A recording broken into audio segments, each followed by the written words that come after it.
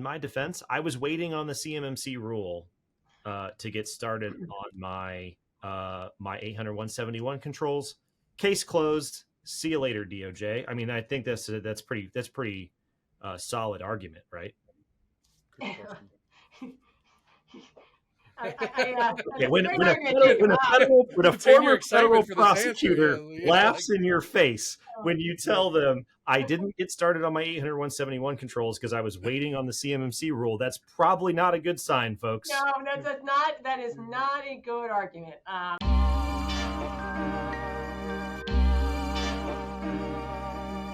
All right, folks, sum it up. Episode 10 for June of 2023.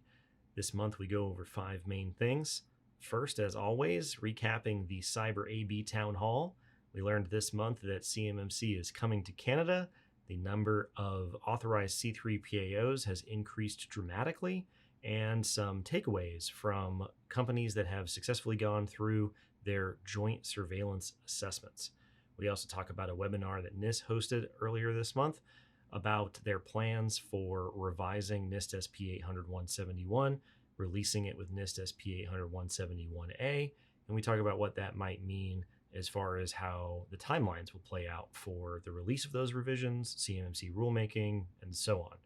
We also talk about a DoD IG report that came out that outlines just how bad the problem of not marking CUI in the DoD supply chain actually is.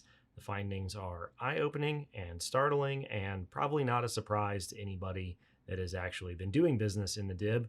But we talk about what it might mean as far as the impact to the amount of marked information that contractors could expect to see in the future as a result of the IG's reports.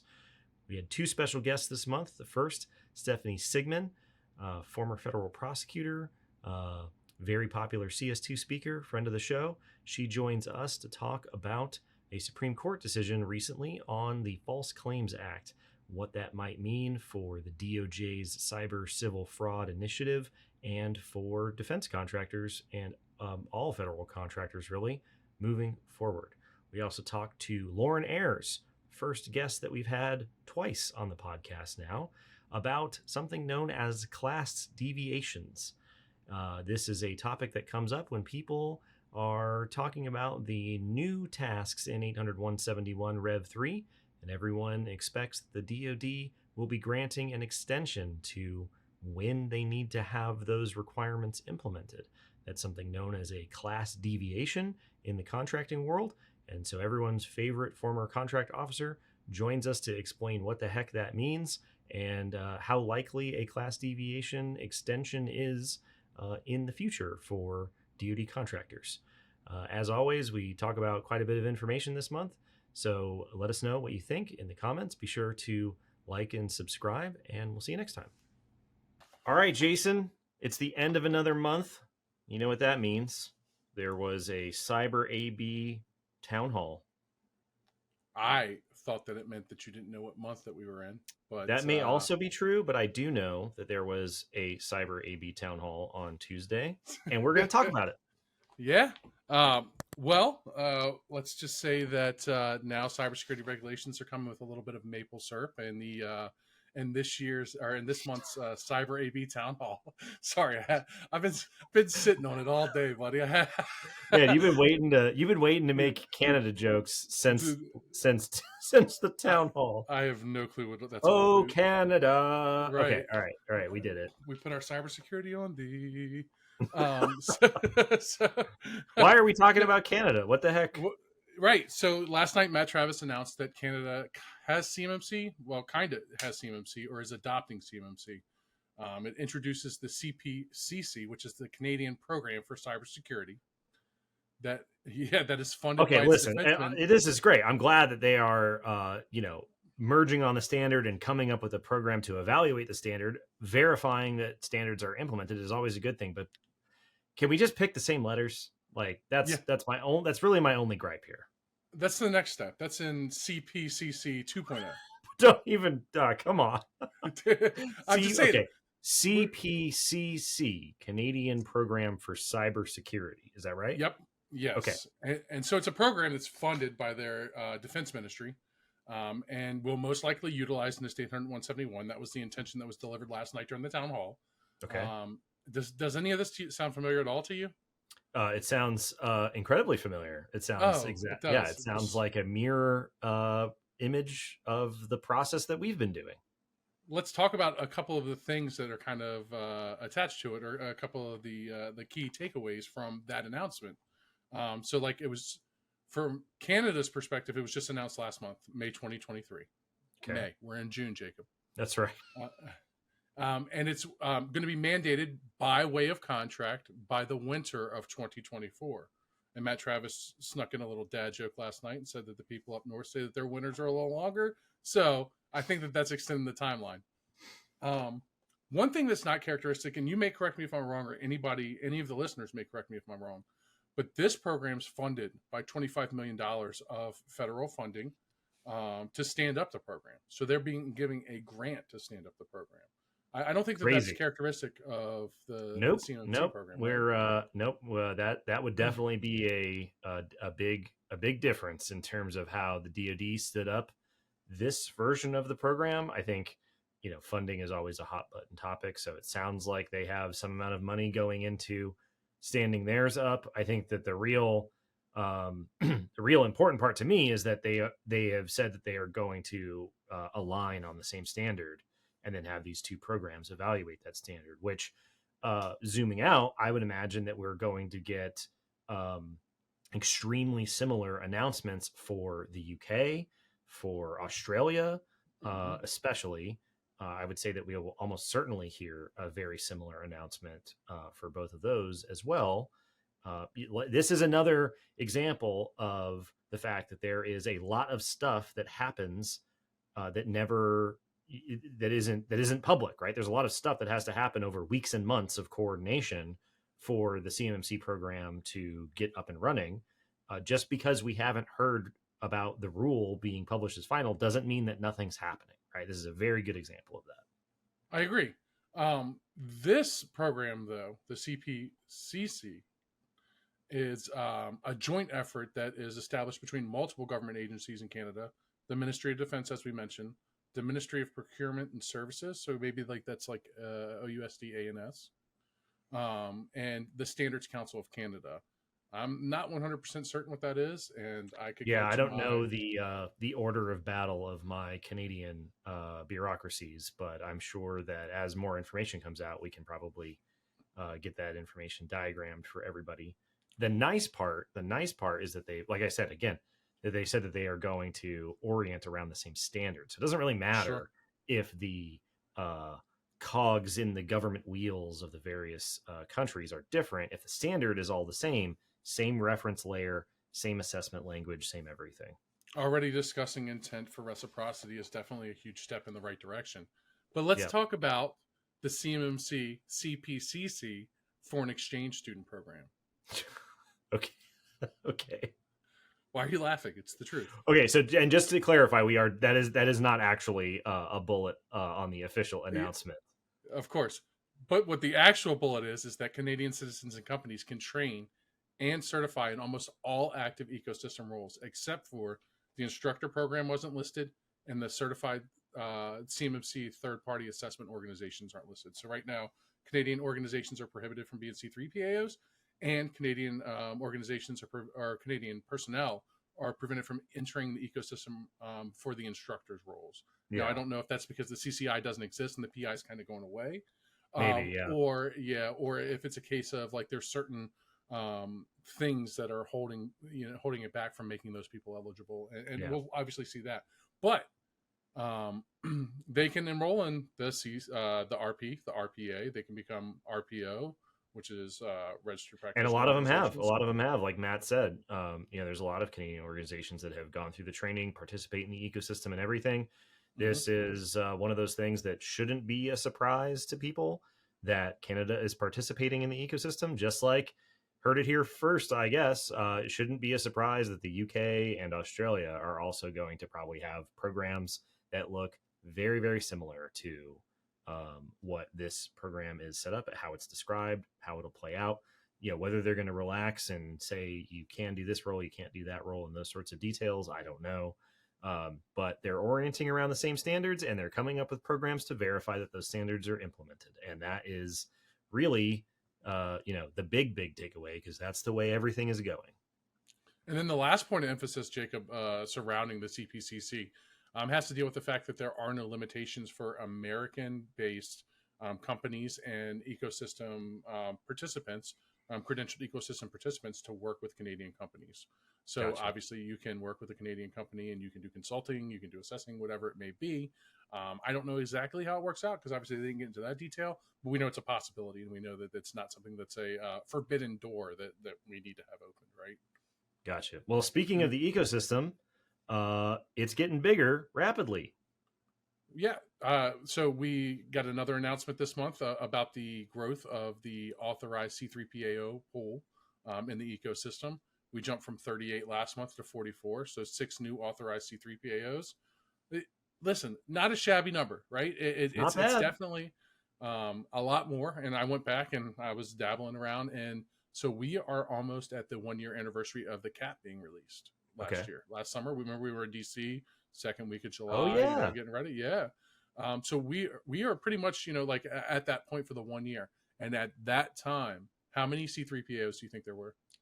Oh, man. This time last year, CS2 DC CAP released. How many C3POs did we have? Yeah. I'm going to say... Can I give you a range, or do I have to pick a number? Yeah, do a range. I'm going to say that we had somewhere between 15 and 20. Good call. 16. 16. Yep. Wait, so we went from 16 to 44 in a year? Yeah. That's a lot. That's a lot. Now, it's also 44 more than we had when we started CMMC as a initiative to begin with. So like we say every month, there's more C3PAOs, which means there's an incremental increase in the assessment capacity of the ecosystem.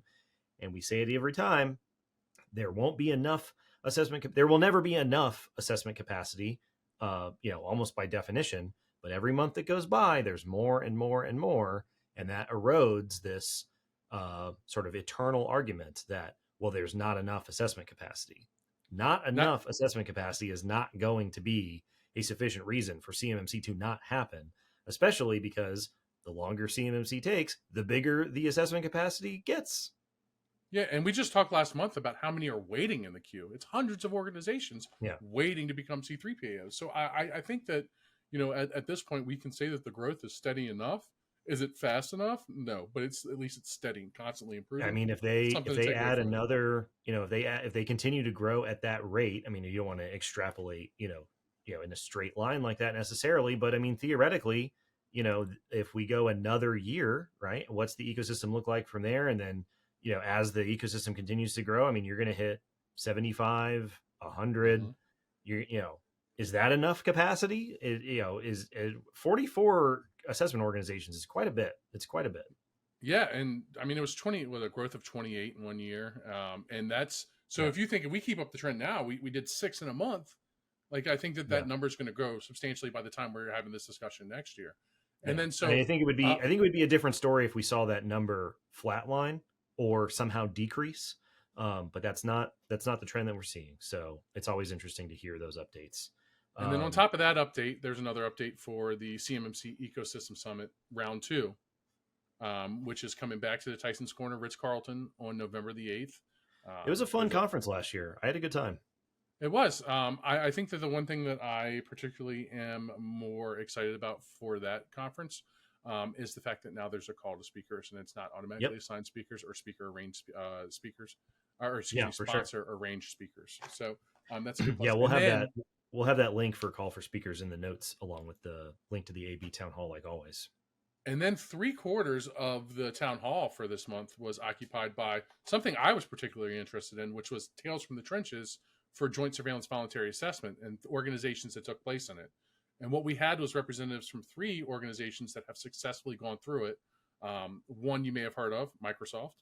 And then a couple more you may have heard of in the news, Aeroglen International and Train Technologies. Mm-hmm. And so they had each sent a representative person, essentially the person responsible for the compliance program leading up to the assessment was represented on the town hall. And they gave a few insights.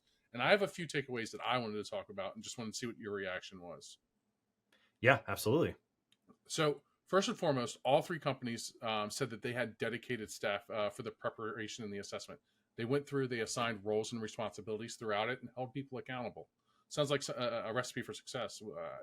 I would say. It's funny as we go through these points too. It reminds me a lot. I remember at CS2 Austin back in the day, we had folks from companies that had just achieved their C3PAO status and had gone through assessment from DIBCAC.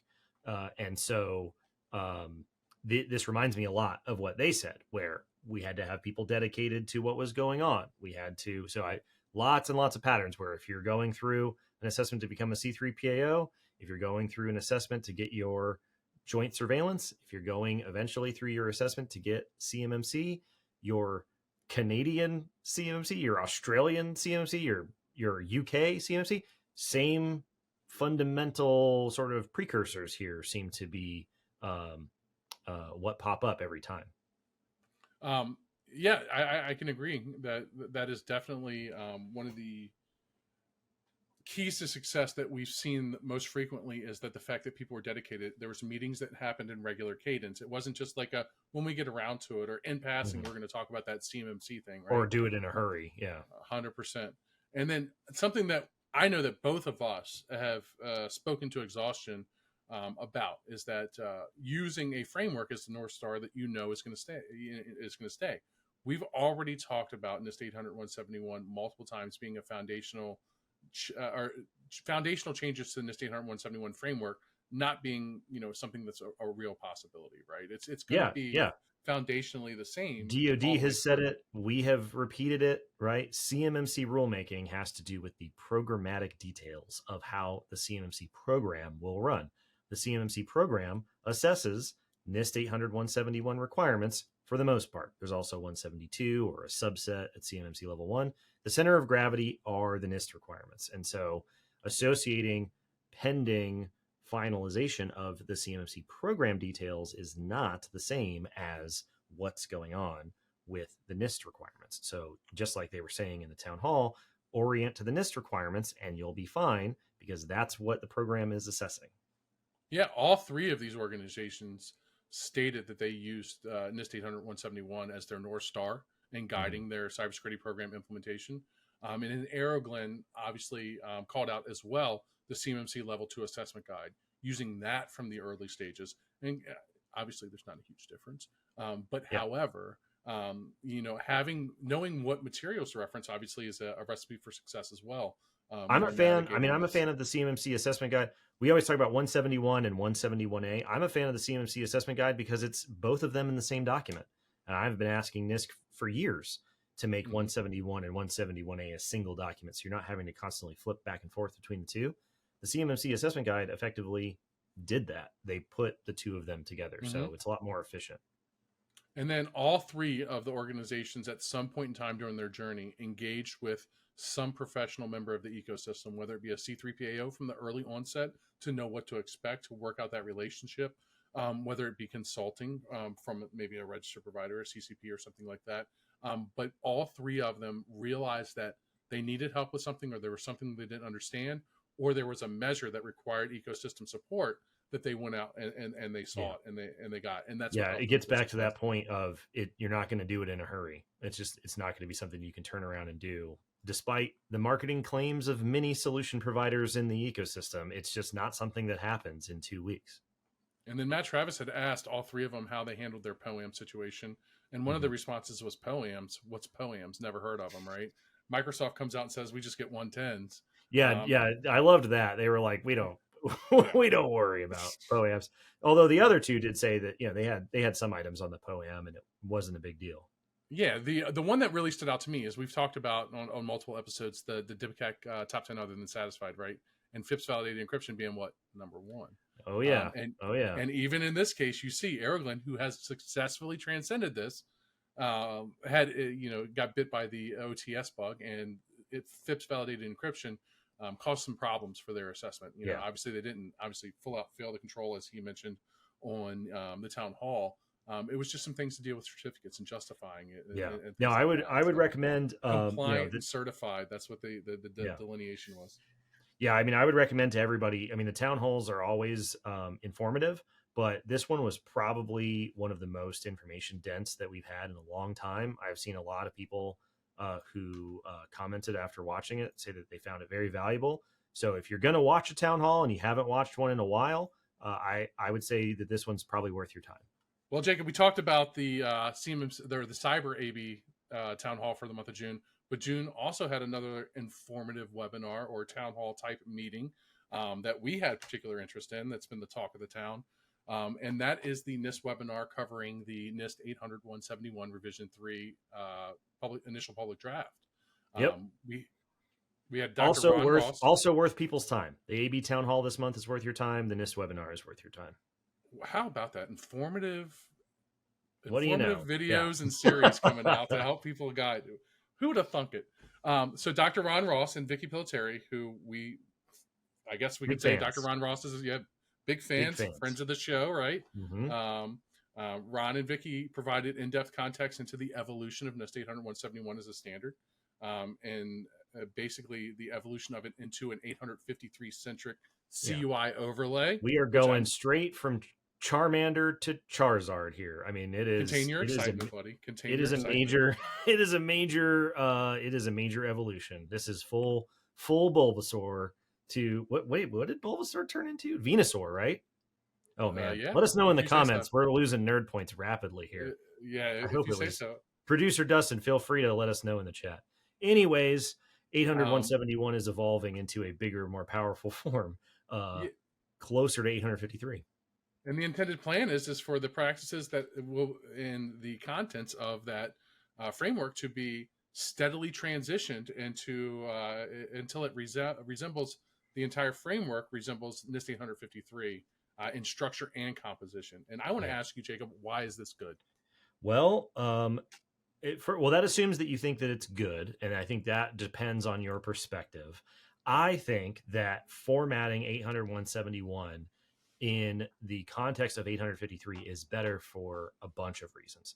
The first is the original design of 800-171 from its release in 2015 up until now with revision 2, the current revision, has been to take 853 controls that were determined to be relevant to protecting CUI and abstract them into single sentence requirements.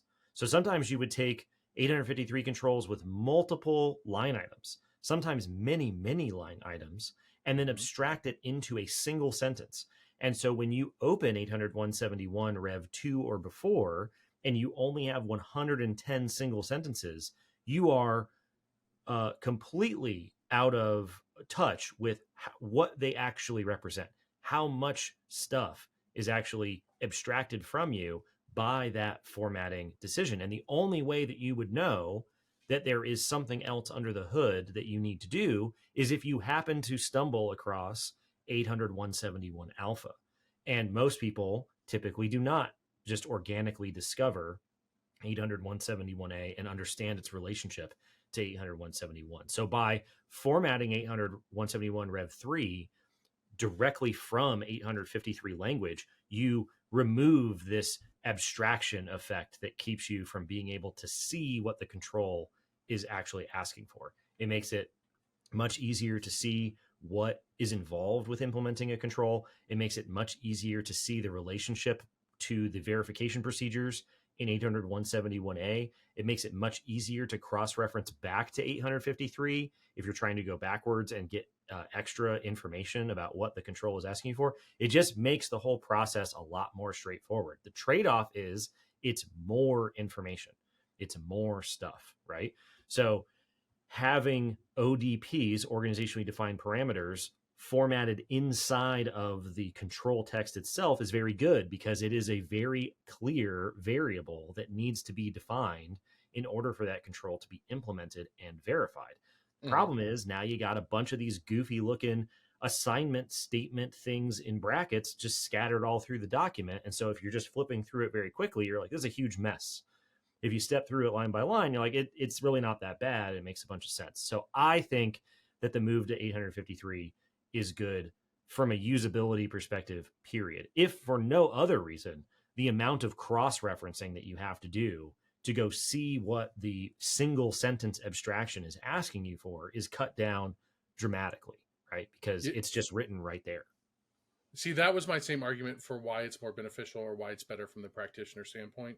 Is because as a practitioner, when you were going back and checking, cross references to practices from 853, sometimes you would go back 4 and 5 times just to check and see what different elements. Tons of cross referencing, yeah, and fundamentally, I mean, fundamentally too. Just on that note, the move from a full 853 control down to an abstracted single sentence requirement was done based off the assumption that companies had full-blown, well-resourced information security programs already. Yep. Typically, we hear arguments and lots of evidence from the DIB that is not the default case. Companies don't have the resources. They don't have these information security programs. And so as a result, because of that, we should undo the abstraction that was done based off the assumption that you had all those resources. If you don't have the resources up and running so that you just need a one sentence outcome, you need to know what the control is asking you for, you necessarily have to bring in that detail from 853 to know what it's asking you for. So I think that the trade-offs are worth it to go back to 853 formatting, even though I'll be the first to admit it is more stuff to have to read and wade through. Yeah, but it makes things make better sense. It's a paradox. You have to add more stuff in order to make it make sense. You would think that the more stuff you take away, the clearer it would become, and that's just not how it's worked out. And then one final point in question that I have from the NIST webinar this month that I want to kind of present to you as you talked, and you were like, "Man, I think that at this webinar, I think that they're going to release 800.171a. They're going to give it to us. Then they're going to be like, you can download it now." That was my hope. Yeah. Yeah, dude, wishful thinking. But they did announce a new commitment that I think is huge, and I want to hear why you think it's huge. But the commitment is to simultaneously release the A, so the 171A with the 171 framework, or 53A with new 853 revisions.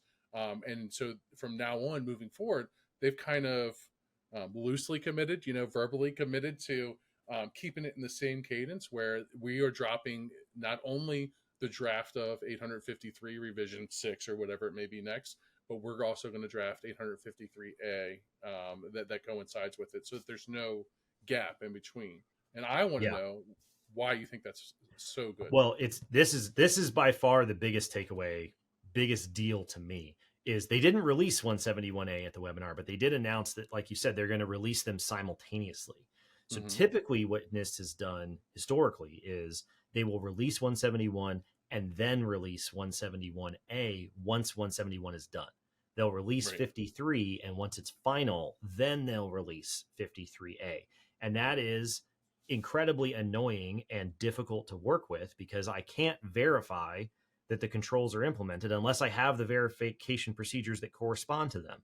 So if you release the requirements and then I don't get the verification procedures for a year, what do you want me to do, right? Just release them at the same time. And that's what they're going to do. So when what question are we asking right now? We got the initial public draft of Rev 3 now, and we're trying to figure out, I wonder how many assessment objectives everybody wants to know. We have. I would like to say, I would like to think that in our small contribution to the larger understanding of NIST and CMMC in the ecosystem, that we have helped raise awareness around the importance and centrality of 800.171A as the center of gravity for understanding what's going on. Those are the questions you're going to be asked. Those are the questions you need to ask yourself. Those are the questions that your MSP should be able to answer. It all goes back to those questions. So if we don't have 171A, we don't know what questions to ask. We can't even answer simple questions like, how much bigger is 171 Rev 3 than 171 R2? Because it's very difficult to compare an abstraction to 53. So it's very difficult to compare 171 R2 to 171 R3. NIST has heard our prayers, and they have said that they are going to release 171 and 171A Rev 3 together. Mhm. This is a big deal because that makes your ability to implement the Delta much easier. But from a rulemaking timeline, CMMC timeline perspective, this is also a big deal because if we got 171 published in Q1 of 2024, which NIST has said is the latest that they plan to publish it, and then we didn't get 171A to go with it for 6, 9, 12 months, then you wouldn't have the two halves of the equation for an extra year, right? And then CMMC after that would need to be fully updated because the CMMC assessment guide needs to be updated and the cap and all this other stuff. By them saying that they are releasing 171 and 171A together, you have now chopped off that year of time that everyone was expecting would be in front of the time it would take to update CMMC. So releasing them both at the same time is both what everyone wants them to do because that's what we need to understand, but it also dramatically shortens the amount of time that it will take DoD to update CMMC. And so, talk about a trade-off, right? You want to know what you're going to be implemented or what you're going to be assessed against and what you need to implement with 171A. But by them getting out of the waterfall model and then doing it concurrently, DoD also gets to go faster. So, something to keep in mind. On that point, do you think that DoD is privy to the information that's being released in those before that document's dropped, or is it responding at the same time as us? I don't know. I have no idea. I mean, I like to think that DoD has like some nondescript underground bunker in a desert somewhere with a bunch of people who just nerd out on NIST controls and NIST standards all day. If you do, call me. But yeah, dude, I was about to say, is this your fantasy? Hey, I don't know. But I like to think that they do because you can let me qualify this. You can somewhat easily, if you really wanted to, reverse engineer all of this stuff because it's just derived from 53 and 53A. If you spend enough time connecting the dots, you can see which way NIST is going, which is why we're always banging the drum and stomping the ground saying this is what NIST is going to do. We're not predicting the future. We're just reading 853 and then looking at the way that 171 is going to change to meet it, right? So, I think everybody should watch that NIST webinar. It's definitely worth their time. NIST is not playing around. They want to go faster. They feel like the programs that assess 171 and the implementation rates of 800 171 are not going fast enough, and their way of helping to move the needle is to update the standard and update the standards quickly. So this is not rulemaking. This is not legislation. This is not a heavy-duty bureaucracy. NIST is very good at meeting their timelines and their estimates. And when they say they think that they're going to have 171 and 171A published by Q1 of 2024 at the latest, I 100% believe them. Yeah, I believe them as well. Let's go ahead and talk about something else that moves needles, and those are DOD Inspector General reports. Oh boy! So, do you want to talk about it, or should we just pass this over? We could talk about the Nerd Cave, reading NIST documents if you want. Like we can go in there. This one. Well, I had to leave my Nerd Cave of NIST documents and go out for a walk after I read this DoD IG report. I got to be honest. I was pretty pissed. I was pretty pissed when I read it, and I think that everybody who reads it, and everybody should read it, will also be understandably upset because the way that it breaks down is that the CMMC program is just one cog in a larger wheel of programs that overlap with each other in order to try to make this whole thing go, right? The CMMC program is a DoD assessment program for a NIST standard that is one of three parts of a federal-wide CUI program, right? So you have the federal-wide CUI program, you've got the agency CUI programs. Within one agency, DoD, you have the CMMC program. That program rolls back up to the federal CUI program because it's evaluating the minimum federal standard, 800-171. Now, obviously, what ends up happening is CMMC starts to take they're catching strays because CUI isn't marked, but that's not the job of the CMMC program. The CMMC program's job is to evaluate whether the controls are implemented.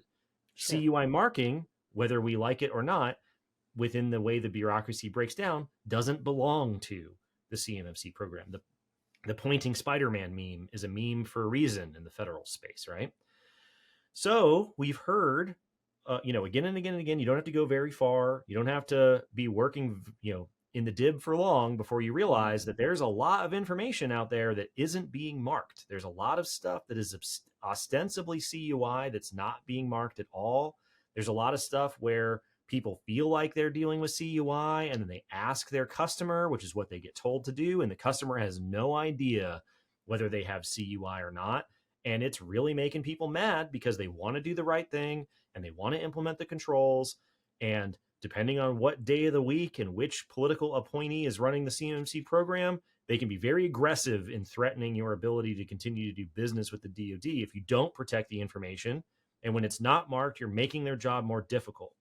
Right. So the DoD IG spent from October of 2022 until May, very recently, of 2023, and they went to 10 different DoD components and evaluated them for their processes and training on marking CUI in documents and data and in emails to their contractors. And the findings were horrifically bad. They were... So before you jump into that, explain to me what a DoD component is.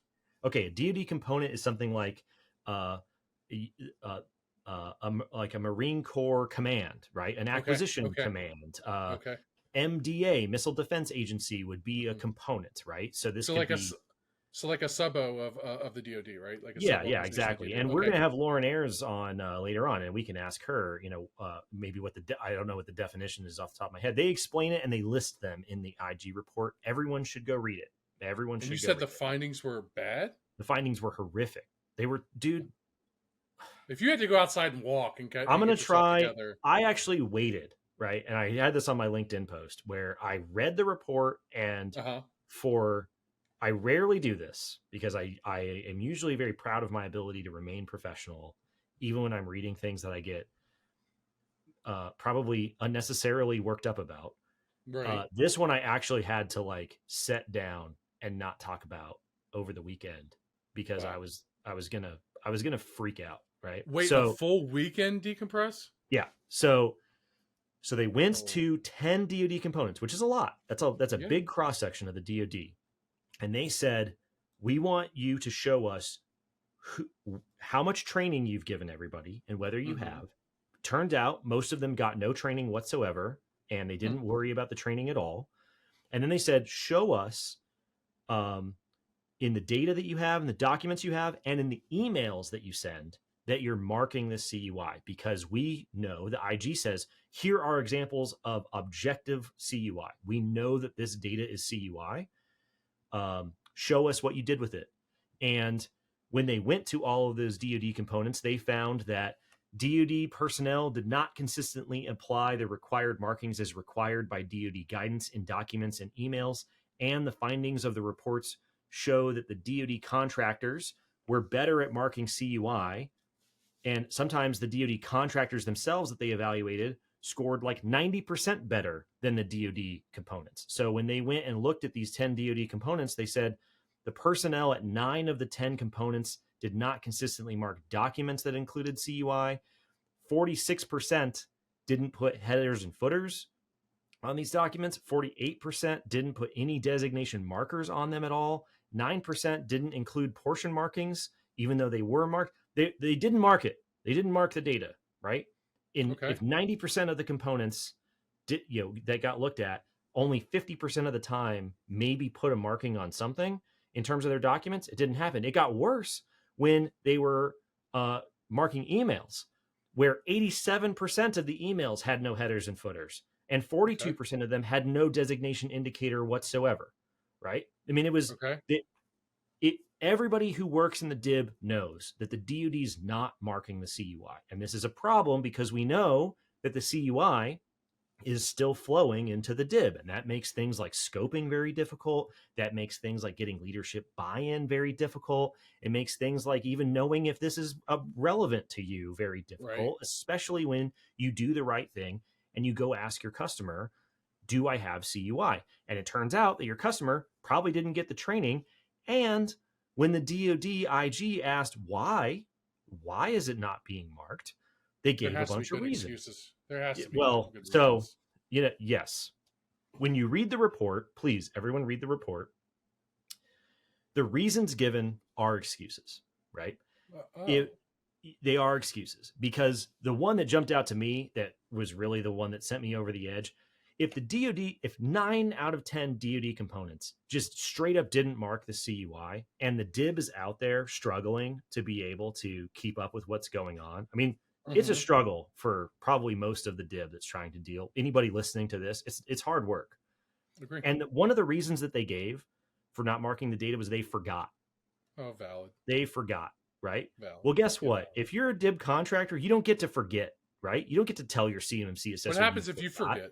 Yeah, there's no forgot on the POAM. Like, that's not how this works, right? Anyways, that's CMMC thing. Just forgot. Anyway, that's a CMMC thing. Yeah. Anyways, my overall thing is this. We all knew that the data wasn't being marked, and the DoD IG report puts it in black and white in numbers that reveals a systemic problem. It is true. The DoD is not marking the data. Here's the problem is I feel like what will happen is what typically happens with these DoD IG reports is that there will be an overcorrection, and that as a result, DoD got smacked for not marking data. They didn't get smacked for overmarking data. And so as a result, the behavior of the system will respond in such a way that they now are going to overmark the data, because the main reason why they said that it wasn't getting marked was even when they knew that there was CUI, the automated tools that they have, like you might have for a classify tool in a classified space, don't have the CUI option available for them to do the marking. And that means that if they had the option in their technology, DoD CIO, hello? If they had the option in their technology to mark it CUI, they otherwise would have marked it as CUI. So that is a very simple technological fix, although it is very embarrassing. And that makes me think that 6-9 months down the road here, if not sooner, all of those people are going to mark with their tool that now has the option available. And we're going to go from very little marking to a tidal wave of marking of CUI. And that will be we're out of the frying pan and into the fire now, where if you thought it was hard when you had no CUI, now everything you get from the government is going to be CUI. So it's worth reading the report. It is very cathartic to read the report. It's always good to see the IG find out and prove things that everybody knows are going on in the contracting space. But I feel like it's going to result in tons of marked CUI rather than accurately marked CUI. And that's not something that the IG report is able to prevent. But apologies for the rant. It's worth reading. We are joined by the great and powerful B.Stephanie SIegmann, friend of the show, friend of CS2, friend of NDIA, where we originally met, 2 years ago now? Almost 2 years, yes. Yeah, and so I thank you so much for being so generous with your time. We know you're extremely busy.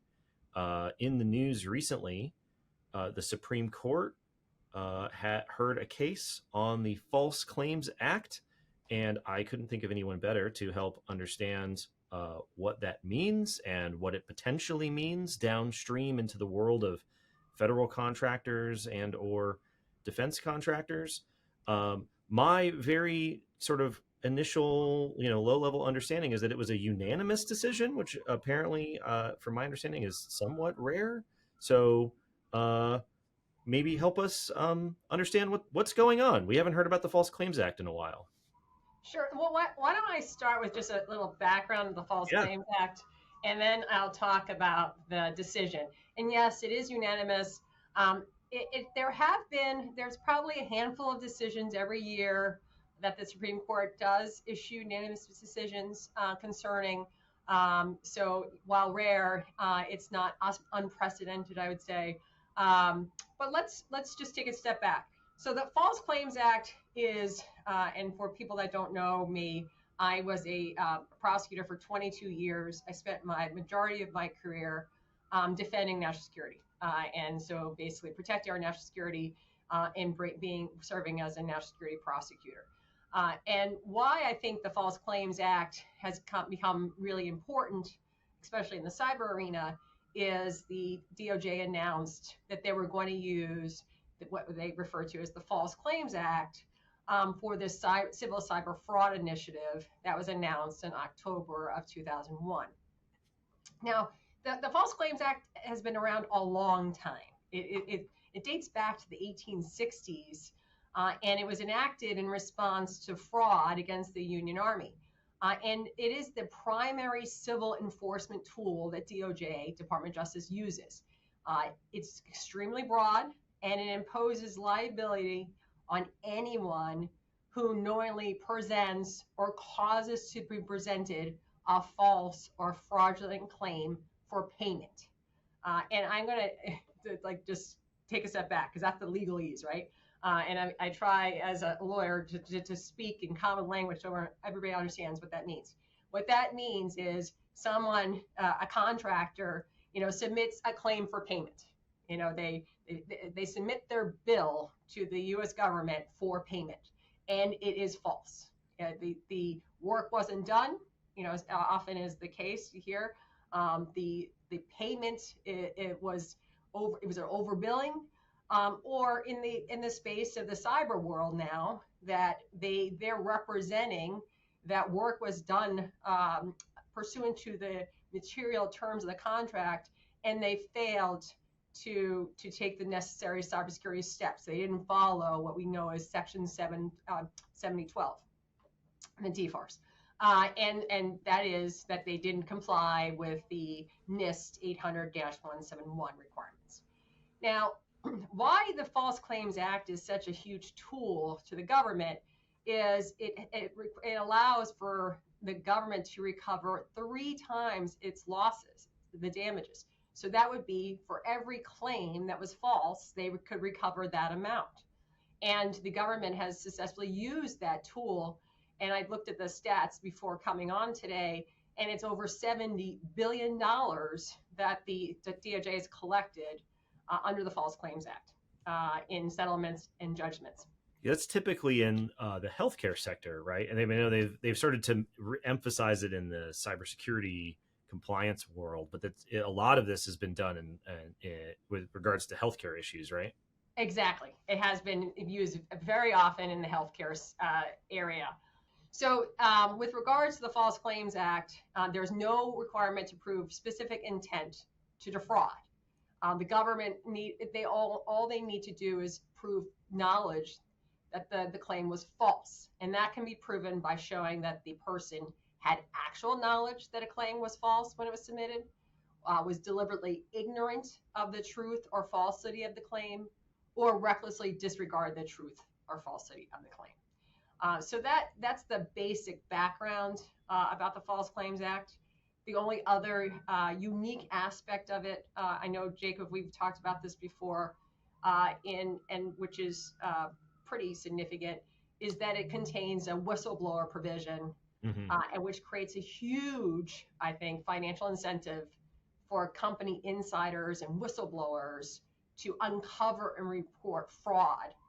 And because that whistleblower, if there is a recovery, is entitled to receive a significant amount of the funds recovered, 15 to 30%, which is it can be millions of dollars. Wow. In the cyber arena. And as you know from the Aerojet case, that the individual, the whistleblower in that case, got millions of dollars. And so that's a huge recovery. Right. And the Aerojet Rocketdyne case specifically was a situation where, according to the information, the company was sort of pressuring their cybersecurity person to attest that the controls in 800-171 were implemented. They said, I'm not going to do that because it's not true. Then things happened and they were let go. And then they, I believe, went after the company for wrongful termination. And then in the process of finding out the information around wrongful termination, the false claims issue came up, and it became the Aerojet Rocketdyne case, and then I think either leading up to that or shortly after, we heard about the cyber civil fraud initiative. And so that sort of leads me to sort of two questions. Is one, you and I have talked offline before. We heard about the cyber civil fraud initiative, and then we haven't heard anything since. And it reminds me a lot of rulemaking, where you'll hear about it and then nothing seems to happen in terms of what the government says publicly. But that's because my understanding is things are happening behind the scenes. It takes a while for these cases to work through the process. So my first question is that true? Is that what you have, seen? Is that what we could, is that reasonable to assume that things are happening on the cyber front under that initiative? And second is, what was the Supreme Court case about? This sounds like it's relatively straightforward. It sounds like they have the initiative and they have an Aerojet case and they've got a bunch of precedent from healthcare. What's up with the case? So let me take a step back and answer your first question. There's a lot to unpack for sure. Exactly. I'm happy to do it. But so the Civil Cyber Fraud Initiative was announced in October 2001. I'm sorry, not 2021. I actually backed up 20 years. Sorry about that. 2021.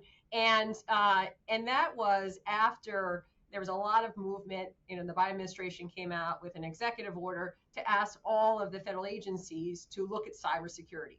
And that was because of the number of cyber attacks that had occurred.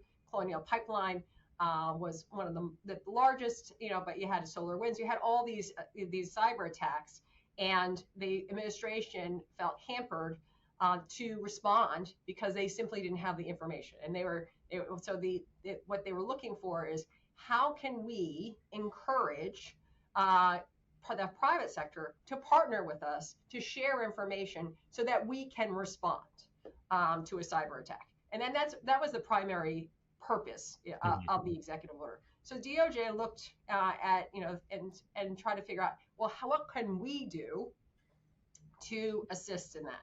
And what the answer was is that Lisa Monaco, the Deputy Attorney General, announced in October of 2021 that we're going to have this new civil cyber fraud initiative. And the purpose was, basically what her words were, and I very vividly remember this, like, for too long, people have remained silent, companies. They've chosen to keep quiet, essentially, and not paraphrasing, instead of reporting cyber attacks. So the purpose, what they were looking to do through this initiative is to, they couldn't mandate reporting of all private companies yet. I mean, we now have a new law that will require the critical infrastructure sector to do that. But the rules are still, we talked rulemaking. Rulemaking takes a long time. We don't have those rules. But if you're a government contractor and you don't report, which within 72 hours, as required under the 800-171 and the DFARS, then you're going to have a problem. I mean, that's basically, and if you misrepresent your cybersecurity practices and procedures, or your products that you deliver to the government do not meet cybersecurity standards, they're deficient in some way, then that also could be the basis of a false claim. So then Aerojet was already in the process. The case had already been filed in 2015. It was actually under seal at that point. It was unsealed in 2018. I'm doing this all by memory. So sure, no, this is great. Because I don't have those notes in front of me, but essentially what happened is in 2018, that the government was given the opportunity to intervene, to join the action. They did not. DOJ chose not to. But after the Civil Cyber Fraud Initiative was announced, they then second thought. Yes, there was litigation going on. The defendant was trying to dismiss the case, tried to get rid of it through motions to dismiss and a motion for summary judgment. And at that juncture, the government filed a statement of interest and explained to the court. What an understated way of the DOJ to get involved. Like, we're interested in this. And by the way, let us tell you how important cybersecurity is. And because one of the arguments that the defendant was making is that we just promised to give functional rockets. We weren't promising to give you cybersecurity. Right. And in that they explained, no, in fact, one of the materiality provisions was that you store the government's data that we're giving you to produce basically technical specifications for missiles, that you're storing that on a secure network that meets cybersecurity standards. Very common argument where you talk to small contractors and they go, I'm in the business of making parts. I'm in the business of machining parts or coating or painting or annealing or some special process down the supply chain. I'm not in the business of cybersecurity. I'm not in the business of data governance. And that doesn't seem like that argument flew in the Aerojet case. No, they were right after they had impaneled the jury, and within 24 hours of making their opening statements. It's basically an argument, but it's an opening statement. They settled the case. There was just too much risk. There was too much risk, and basically because the damages in that case was essentially the value of the contracts, all the claims that were actually submitted to the government under the multi-million-dollar contracts over years times 3. And so that was a huge, and it was, as you said, there was false claims were part of this action, as well as unlawful termination of Marcus, the relator. And he used to be, actually, he was formerly with Raytheon. So this was someone that was pretty experienced in the cyber arena. And what also was a problem for Aerojet is there was a number of hacks that had occurred. And that was highlighted during the opening statement of the relator, saying this is how unsecure the network was. The network was hacked multiple times, and we believe our adversaries got the data.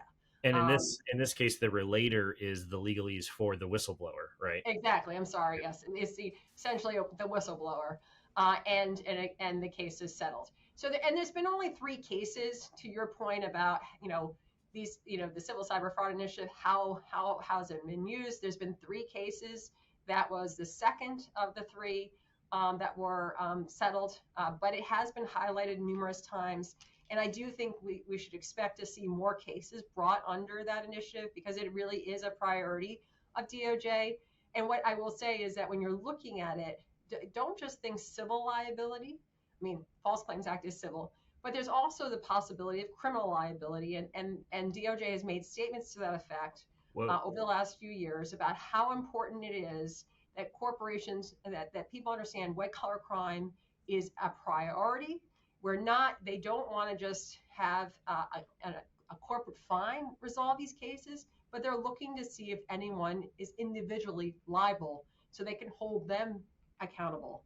And then you combine with the fact that we recently had the criminal conviction and sentencing for the former chief security officer at Uber, Joseph Sullivan, for how he handled a data breach. It was not that he himself was a hacker, but how he personally was involved in concealing that hack, according to the government and the conviction. It's always the cover-up, right? And the cover-up, exactly.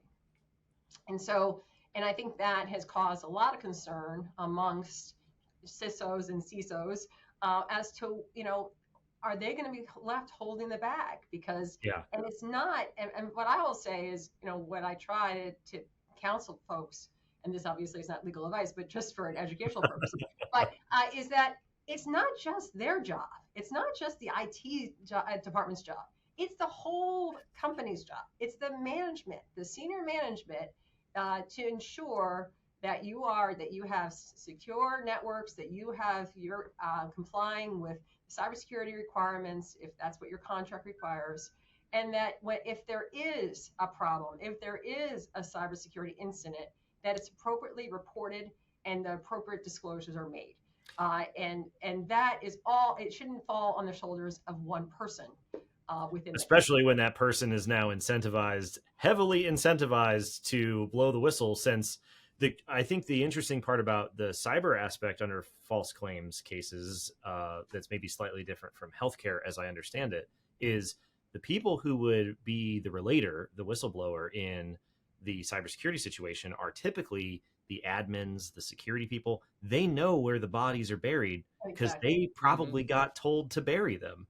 So it's from my understanding, it's very, very easy for the relators bar, the attorneys who are sort of bringing these cases, to be able to get the information they need to make the case, because the person blowing the whistle has all the information. It's not, I think this was happening, or this may have happened, or I work at a healthcare facility where other things were happening. It's, I can give you the logs or the lack of logs, and tell you exactly what, against these controls, like what's missing. And for that point, to that point, I think it's really important. Training is essential, and it's essential that your employees, and low level to high level, throughout the company, understand that you take cybersecurity seriously, that any concerns that an employee has, and that there be an anonymous way of submitting them, that they're going to be investigated, and there's going to be an investigation, and there's going to be action. There's going to be some response that is just not, goes into some black hole, some voicemail box that no one listens to, that the company is taking this seriously and they're taking action. Because what happens often, and with all three of the Civil Cyber Fraud Initiative cases, the most recent was Jelly Bean Communications case out of Florida, is that the whistleblowers felt like no one listened to them, that they were their complaints, their concerns were disregarded by management. And so you have to ensure that you have effective compliance, robust, effective compliance programs. And that's really something that DOJ has been very much impressing upon everyone, how important that is with regard to every type of regulatory regime, whether it's export control, anti-money laundering, and now with cybersecurity. Those things, the compliance programs need to be addressing all of those concerns, and they're not just check the box. You're actually they're effective in detecting problems and fixing problems. So it's not that, and I think just to get back to the point, it's not that something bad happened that is the problem, right? It's not that you got hacked. It's not that there was a compromise of the information. It's not that those are inevitable. It's how it was handled before and after that is really what makes the difference. That's exactly, Jacob. That's the point. And when I talk to folks about the Civil Cyber Fraud Initiative, that's exactly what I say. It's it's not, you're not going to be found liable because you had a hack or you had a cyber attack. Let's be honest. The last stat that I saw from last year is 94% of companies had some form of a cyber attack. Now doesn't mean everyone had a ransomware attack, but some form of, various cyber attacks. I mean, cyber attack could be a threat type issue. It could be, a phishing incident. It could be a ransomware attack. It could be, it could be any of those things. It could be malware, but it had something. And so you have to investigate it, and you have to, when you learn that something suspicious occurs, you have to do an investigation. You have to make the appropriate disclosures, and if there was anything compromised, you have to figure that out. You have to, and not, next, the few weeks, it's something that is time of the essence, and you have to make a determination. And sometimes, because companies are not prepared, they don't have an incident response plan, that takes longer than it should.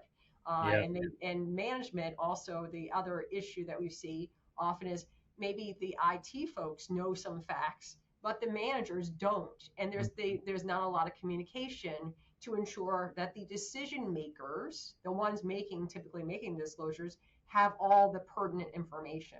Yeah. So does the Supreme Court decision on false claims, does that inflame is probably the bad word. So we've been talking about generally, but we haven't. Let's turn to the case, which it is from the perspective of it is simplistic in some way. I will say this because number one, it's unanimous, as you indicated earlier. So on June 1st, the Supreme Court came out in the case United States versus SuperValue. And actually, it was a SuperValue and Safeway. It was two cases that were consolidated for purpose of the decision. And it involved, and it was interpreting Medicare and Medicaid regulations. I'm not going to get into the minutia as to what the what it was all about, because it really did have to do with healthcare, as we were talking earlier, where there's so many cases. But what they said is that when it comes down to determining liability under the False Claims Act, what matters is a defendant's knowledge and beliefs when a claim is submitted, not after the fact. Okay. Because one of the things is that these cases were defended, and the defense would be, well, what the claim was objectively reasonable. It could be deemed objectively reasonable under a certain interpretation. But that's not, the Supreme Court said that doesn't matter. What matters is what the defendant that's involved in this action, in whatever action it is, what they actually believed about the truth or falsity of its representations to the government. Not a post hoc interpretation that you could come up with, but what this person thought and believed at the time it was submitted to the government. And so you can't try to come up with a post hoc interpretation that might render the claim accurate later down the road. And that's I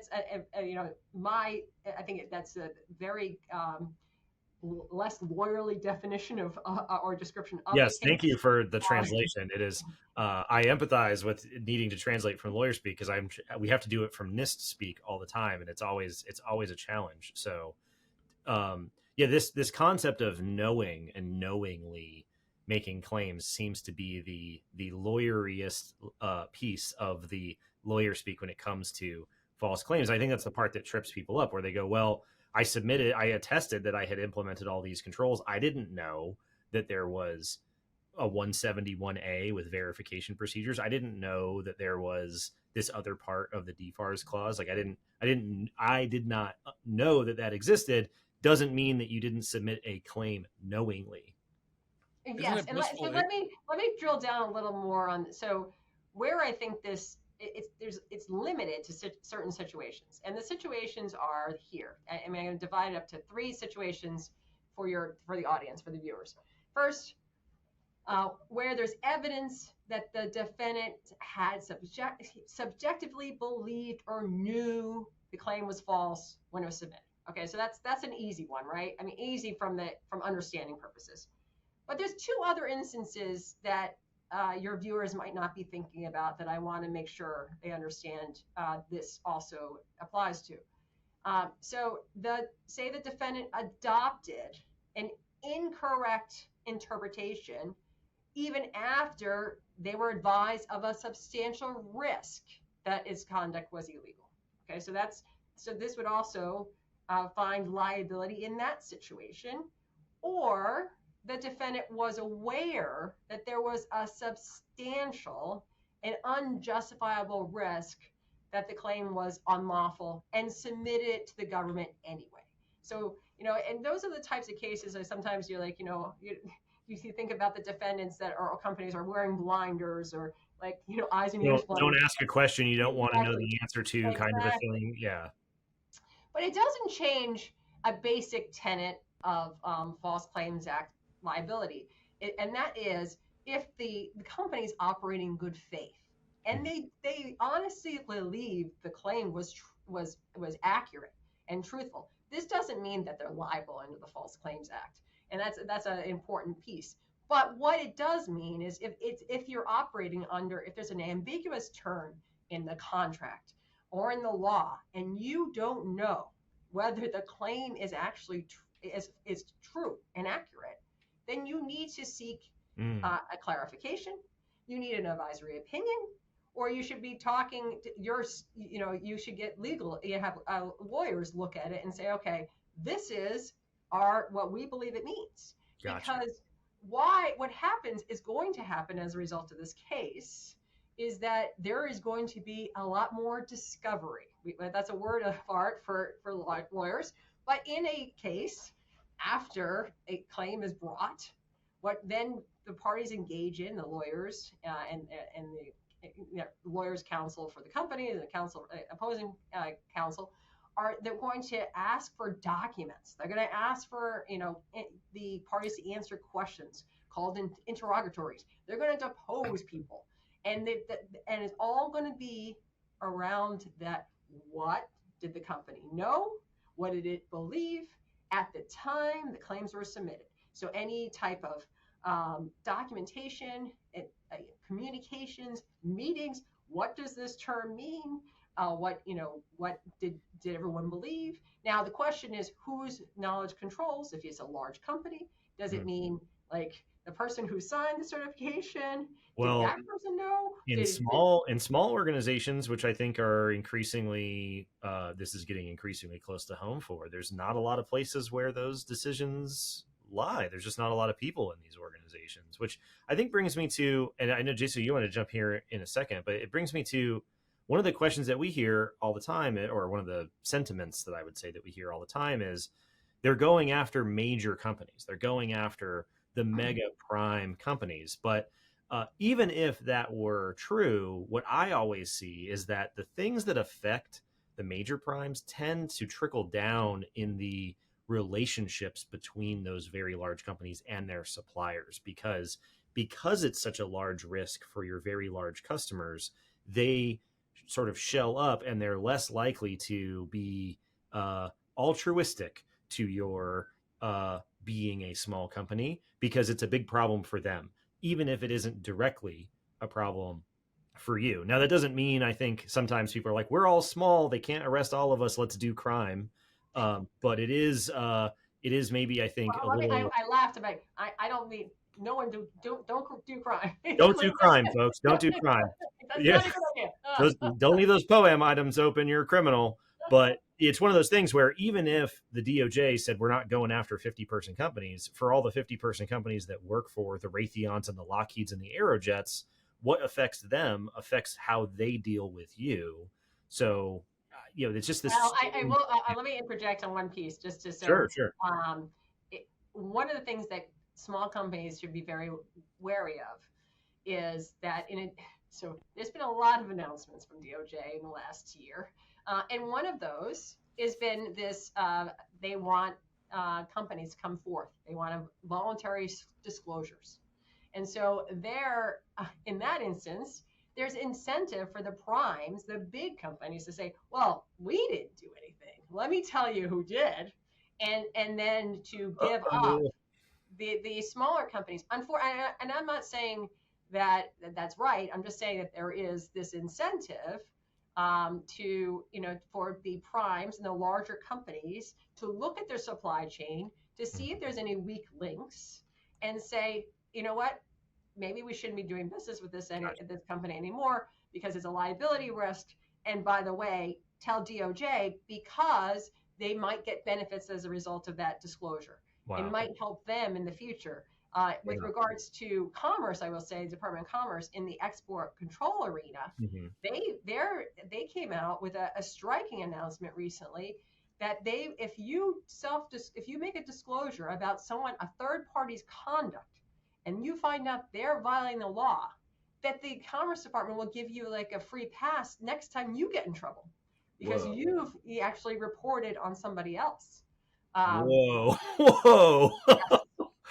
Wow, that's we have to link to that for sure. Commerce. And again, the government really is trying, it is a whole of government kind of approach to get folks to disclose, violations of the law, and in any arena essentially, and basically get people to have more robust compliance programs, and identifying in making self-disclosures, the government and DOJ specifically is saying will help the companies in the long run, because if we find out about it, you're going to have a substantial penalty. Wow. But if you come forward, that will be greatly reduced. And that's why you should do this. Right. So essentially, I say that because in addition to the cybersecurity liability risk, because you have a civil liability risk, right? You have class action lawsuits potentially, depending on what type of data is involved.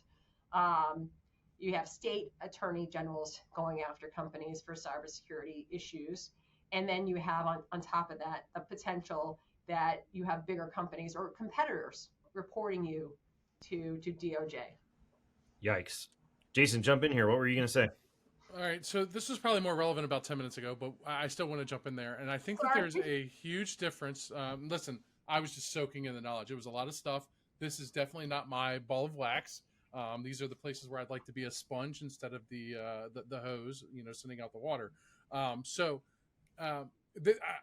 just want to point out that there's a huge difference between a company that is exploited by a 0-day and it comes to find out that something was wrong in their entire environment, and a company that sets up an enclave to achieve a certification but operates their business out of a separate environment that's supposed to be attached. The business is supposed to be attached to the enclave that's certified, but they're just operating out of their regular environment. And I think that that's where we get into these delineations. You said, obviously, Stephanie, you had said that, the people that are trying to do good, the people that are trying to do the things the right way are the ones where it's not going to be a knowingly ignorance. It's a blissful ignorance type deal. And knowingly disregarding the requirements is kind of where people start getting in trouble with these claims acts, correct? Yes. I mean, and obviously the standard is not just actual knowledge, but what is, and what the Supreme Court did not do in the recent decision, unfortunately, in the super value decision, it did not define what is recklessness under the False Claims Act. What circumstances are sufficient for a finding that the defendant had subjective awareness of an unjustifiable risk? So those determinations and that type of analysis is where these cases are going to be very extensive. There's going to be a lot of litigation. Mm-hmm. Yeah. So the unjustifiable risk, what is that risk level? And Jason, to your point, I think that's a really important one, because in the background, when you said the 0-day, I was thinking solar winds, and things of, a case like the unprecedented, unforeseeable kind of attacks. The truth of the matter is, our adversaries, in principally, China and Russia, they have hackers that are really, they are 24/7 looking at certain companies and trying to find a way into them. Mm-hmm. I think even our government has acknowledged that it's not a matter of if you're going to have a cyber attack, but when. So to be prepared, companies, if they have the preparation, and they're not, they don't disregard any cybersecurity advisories, that they're actually taking it seriously. You can't do everything. I don't know a company that's 100% perfect, nor is any person. No one is perfect every day of the week. But if you're taking the steps, you're watching, you're auditing your logs, you're taking, you have EDR, and you have all the various, cybersecurity best practices, industry best practices, or a majority of them that are contained in the NIST 800-171, which I know you both are much better versed than I am, with the 110 controls, and we don't have time to go through all of them today. Sure. But if they're really in good faith trying to do that, and there still is an attack, there's a hack, then what I hope the message isn't from various companies is that then you're screwed and you're going to be liable, and your company's going to be in big trouble, financially and reputationally, et cetera. It should be, okay, we had a cyber attack. We now have to take do an investigation. We got to contain it. We need to remediate, and we have to do the proper disclosures. And the concern I have with some of the pronouncements recently, the new rulemaking, is that all of that takes time. It's not something that you're going to know within 24 to 48 hours, what data was accessed, who did it, and you're back up and running as if nothing happened before. Right. Mm-hmm. That's impractical to think that's happening. Well, on that note, I have a question. So in your opinion, not legal advice, I operate a defense contractor, medium-sized company, and we're excited because we are working on a next-gen fighter, let's say 6th-gen fighter. We're downstream, crazy data flows, and lo and behold, we are either the target of cybercrime because we are a high availability environment, and so disruption equals money, or we are the target of some sort of espionage or China Russia affiliated thing because of the nature of our business or our role in the supply chain. Count the ways why we might be why calamity would befall our organization here.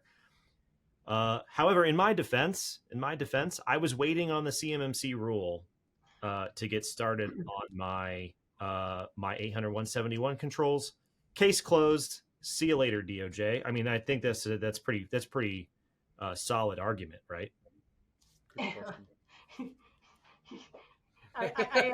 When a former federal prosecutor laughs in your face when you tell them, I didn't get started on my 800-171 controls because I was waiting on the CMMC rule, that's probably not a good sign, folks. No, that is not a good argument. Okay. I think while we wait for the CMMC rule, there is around the country, in addition to the defense industry requirements, the DFARS requirements, many states are actually coming out with requirements that you have to have what's called reasonable cybersecurity. Okay, folks? Oh boy. Okay, reasonable. The FTC, the Federal Trade Commission, has sanctioned companies that did not have what's the phrase they use? Reasonable cybersecurity. Everybody say it at all. Reasonable. Okay. All right, reasonable. So what is reasonable is going to differ from industry to industry, but I think that there's some common themes that you see. One of them being MFA, multi-factor authentication. Sure, yeah. They tend to converge. I think that adequate, reasonable, these ideas various sector to sector, domain to domain. We tend to see, we've talked about this on the podcast before, you see the same recommendations in the joint advisories that come out. You see the same controls, you see the same sort of stuff, which is a lot of times why we always say expecting the 171 baseline to somehow fundamentally change is probably unreasonable because so much of it is represented in these common practices. So, just to sort of get back to the facetious, joke, waiting on the CMMC rule to implement your 171 controls would probably be considered unreasonable from this perspective. Exactly. If your saving grace is we took reasonable steps based off of what we knew at the time. Well, also, I think it's going to False Claims Act liability is not based on the CMMC. It's based upon what does your contract say? Yeah, does your contract say that you have to comply with DFARS Section 7012? I would assume it does. If you've gotten a contract, they've been incorporating that since at least 2017, I believe. And so if your contract requires that and you're not complying with it and you're submitting claims, then you potentially could have a False Claims Act violation. And the treble damages, the damage rate under the False Claims Act, much like the cost of a data breach or the cost of implementing security controls, my understanding is the damages sought via the False Claims Act do not scale down based off the size of the company that is involved. Oh, no. It's based upon the claims, the amount. So whatever you've been submitting to the government. So every time you're submitting, I don't have a piece of claim, but like a piece of paper to the government. Yeah, just a stack of false claims next to you. I know, but and you have to understand. I mean, well, not you don't have to understand, but your viewers should understand that when you have plaintiffs' attorneys, there is a group of attorneys that represent whistleblowers that do these types of cases. What are they looking for? They're going to be looking for, how many claims were submitted? What were the size of these contracts? It was multi-million dollars. Then you're going to treble that, because every single claim that's submitted for payment. So every time you ask, you submit, and when I say submit, you're not even submitting it by paper. You're emailing them, right? You're sending an email like, here's our bill, here you go, and then you get, and sometimes there's portals, and you get payment. And every time you're getting a payment and you're certifying you're complying with the material terms of the contract, and you're not because you're not meeting those, and I think, what I will say is, we were talking about a cyber breach, a cyber attack will not be the ground that will not make you liable under the False Claims Act. But what will is if you have a cyber attack and you decide we're going to hide this, we're going to conceal it, we're not going to tell the government, and then they find out about it. Yeah, nobody will ever know. Yeah, that's it's always the cover up, right? It's always the cover up. Well, and Bitdefender did a recent survey and found that 71% of companies in the United States. Now, they, obviously it was a random sampling. I think it was like thousands of companies, though, in the United States, where their staff, their IT staff, was told, we got to keep this quiet. Yeah, that's protect the reputation. Yeah, that's definitely. I would definitely say that in my anecdotal experience, especially when I was working as a consultant, that tends to be what I saw as very common sentiment, and the reluctance to report or talk about it rather than the opposite. So, I mean, thank you for summarizing this like massive Supreme Court decision and all of this history. We were also recently talking about, it seems like every 5 minutes there's some news item that's coming out. Do you want to briefly talk about what the heck is going on with this SolarWinds issue? So well, to the extent that I know, Sure. I know, and what it was public right now is that SolarWinds has publicly filed an SEC filing notifying the public that they've received Wells notices. And Wells notice, and what a Wells notice is basically notice provided by the SEC that they have preliminarily determined that the company or its officers, in this instance, it's both the company and certain officers, committed securities violations. We don't know the specifics. It appears to be something related to cybersecurity and disclosures before and after the breach. But that's as much as we know at this point. What I am concerned about from one of my goals, that I'm out in the private sector, is to help companies and to help people in the cybersecurity area. Not to imply that in your previous role you weren't out there to help. It's just I was helping, but it was a different. Like I was trying to protect national security, and yes, and we use prosecutions, and so I prosecuted a number of people.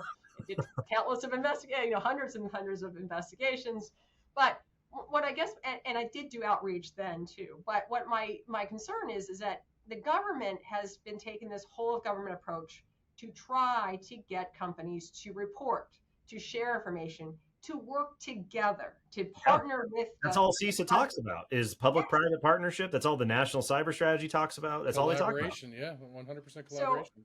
So, and for the SEC to go after SolarWinds, which from all public accounts, they didn't, this attack was unforeseeable.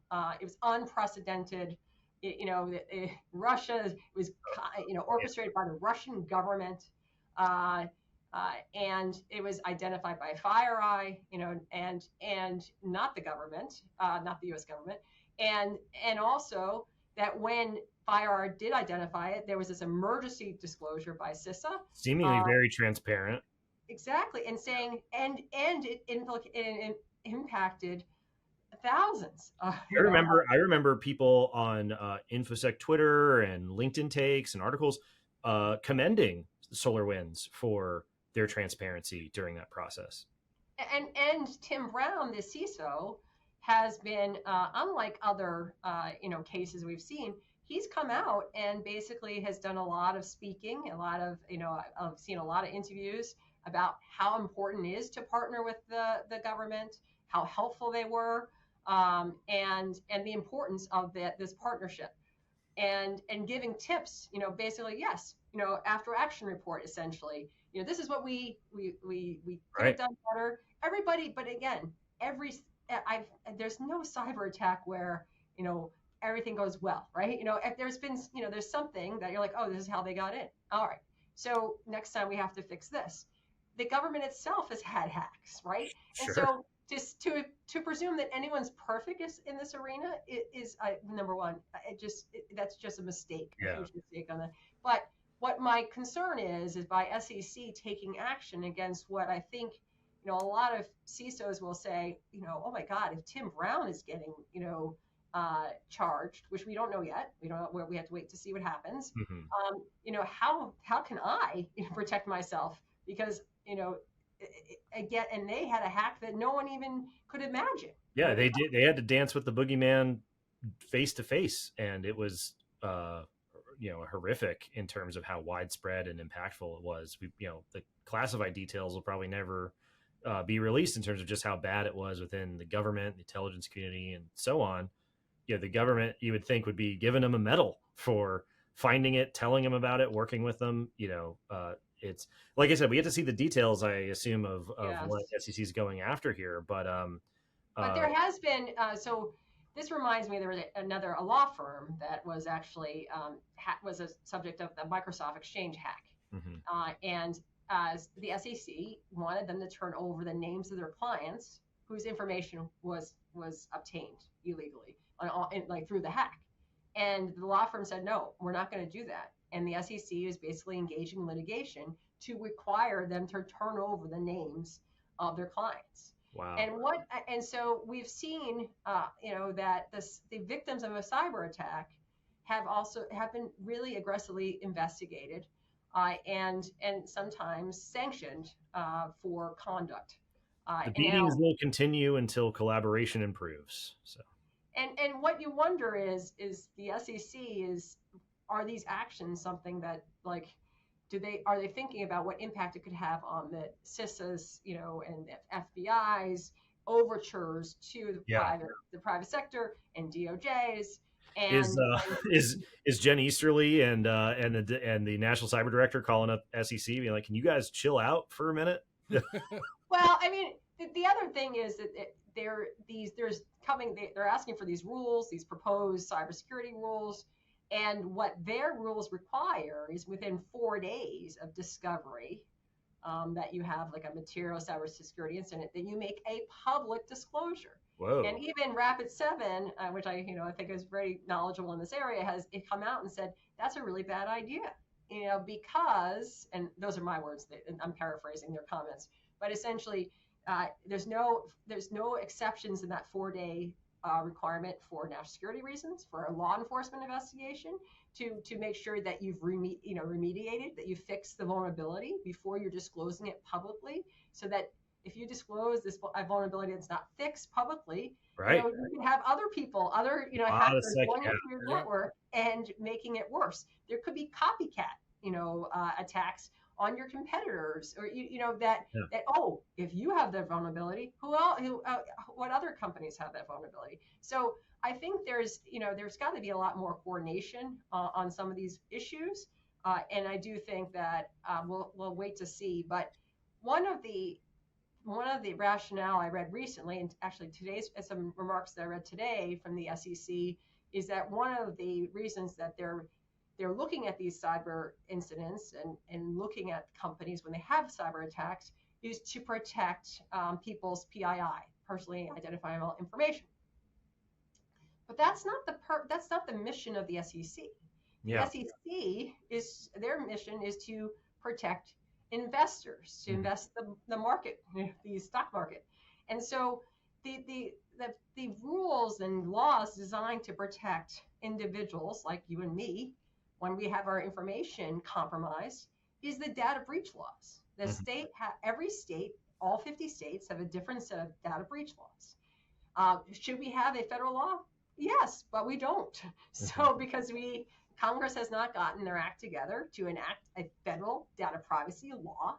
So in the absence of that, every state has enacted data privacy laws, and they dictate when people are notified, and every state is different. Some are as short as 10 days, but that's really only 2 states are like that. The majority of states require notification within 30 to 60 days of the cyber attack.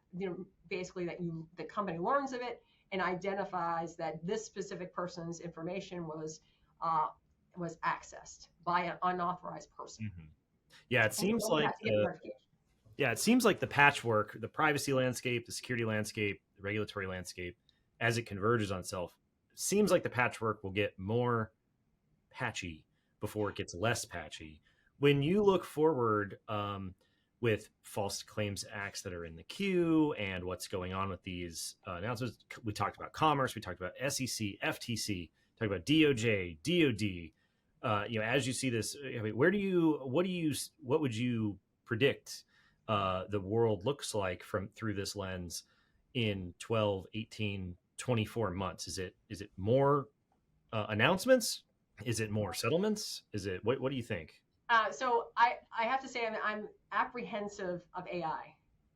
And so because that's the one thing we didn't talk about today, right? We talked about all these other agencies, but what we are all also seeing is because of artificial intelligence, the phishing attacks are getting more sophisticated. They're less, it's harder to detect for a normal person. There is, I just was reading how AI is being used to develop malware. I mean, that is frightening from my perspective as someone that had spent my career in national security, and now I'm helping companies with cybersecurity, and just really worried about our national security because China could use this AI for malware. The rules that we follow in the United States are not followed by every country around the world, especially when it comes to AI. And so that, I have to say, is one of my biggest concerns. I really think that my hope is that because of the concerns about AI, that Congress does finally come to the realization that they need to take action in this space and do something and enact some laws. EU has proposed some laws with regards to the regulation of AI. And so maybe that will spurn something to happen in the United States. But I do see what in the short term, 12 to 18, 24 months. Sure. I think there's many more states will be adopting or enacting privacy laws this year. We've seen already this year. I think there's been 6 that actually have been adopted, and they don't go into effect yet. We're going to see more biometric type laws protecting our biometric data. Mm-hmm. And it's going to just be very hard for companies to keep up with all these new laws. And I think that's going to be where, and the Supreme Court, another Supreme Court decision came out recently, just yesterday, in relation to when can companies be held liable. And this case was related to typically you have to have substantial business in a certain state before you can be held liable. And this state out of Pennsylvania basically said, no, you just have to register to do business. And in that instance, you could be basically having to respond to a lawsuit in Pennsylvania, even though you don't do business there. It was a Norfolk Southern case. And I can come back. And I was just going to say, talk about that because we're almost out of time. Yeah, I was just going to say, this is so much helpful information, and thank you so much. We're going to make sure to link to your LinkedIn profile as well, because you're always putting out awesome content on there for people to check out. I mean, I'm always struck by the interdisciplinary, the seemingly sudden interdisciplinary nature of talking about cybersecurity, and now very intense legal topics are very relevant to what you do. Business dynamics, understanding the nature of business has become increasingly relevant, if not completely required. Regulatory approaches, I mean, there's just there, to say nothing of the technology that you need to have an understanding of. So anytime I think and what has surprised me since leaving the government is the interplay of like export controls and sanctions and cybersecurity. And they're all, when companies operate even in just nationally, there's also laws that apply, export laws that applies within the United States. And I think people just don't understand that, so if you have a foreign national that, is working in your space and you don't have a technology control plan, that can be problematic. But I do have to run. Yes. But it's been so nice talking to Jason and Jacob, you both, and it's always, I love your conferences, and you guys put out great content too, and I've always enjoyed reading what your posts, and etc. Absolutely. Thank you so much, Stephanie. We are back with Lauren Ayers, the great and powerful friend of the show, friend of CS2, everyone's favorite former contracting officer, and PSC VP extraordinaire. Lauren, how are you? I'm doing very well. Thanks for having me back on the show. Evidently, I didn't bore you guys quite enough. You'd like round 2 here? All time ratings, rave reviews in the comments and the emails. Everyone loves it whenever you're able to share your knowledge, because the dark magic that us mere mortals have only heard whispers about from your perspective as a contracting officer. That's why we wanted to have you on today, because 171 Rev 3 has been published. CMMC is a program that is going to evaluate 171R3, but 171 requirements are required if you have DFARS 7012 in your contracts. So when we see a big jump in the requirements, which 171R3 is a relatively large jump over the current standard, will companies get an extension on how long they get to implement those requirements? And if there's an extension, how will that play into the CMMC timeline? And so there's lots of speculation. I had a very, very scientific poll on LinkedIn that asked people's opinion, and they all said, we think that there is going to be a year-long extension that DoD will provide so that people with DFARS 7012 have 12 months at least to implement the Delta in 80171 Rev 3. I did a little bit of reading. Apparently, this is something known as a class deviation. Please help us understand what the heck is going on. What is a class deviation? Have they been issued before? What's happening here?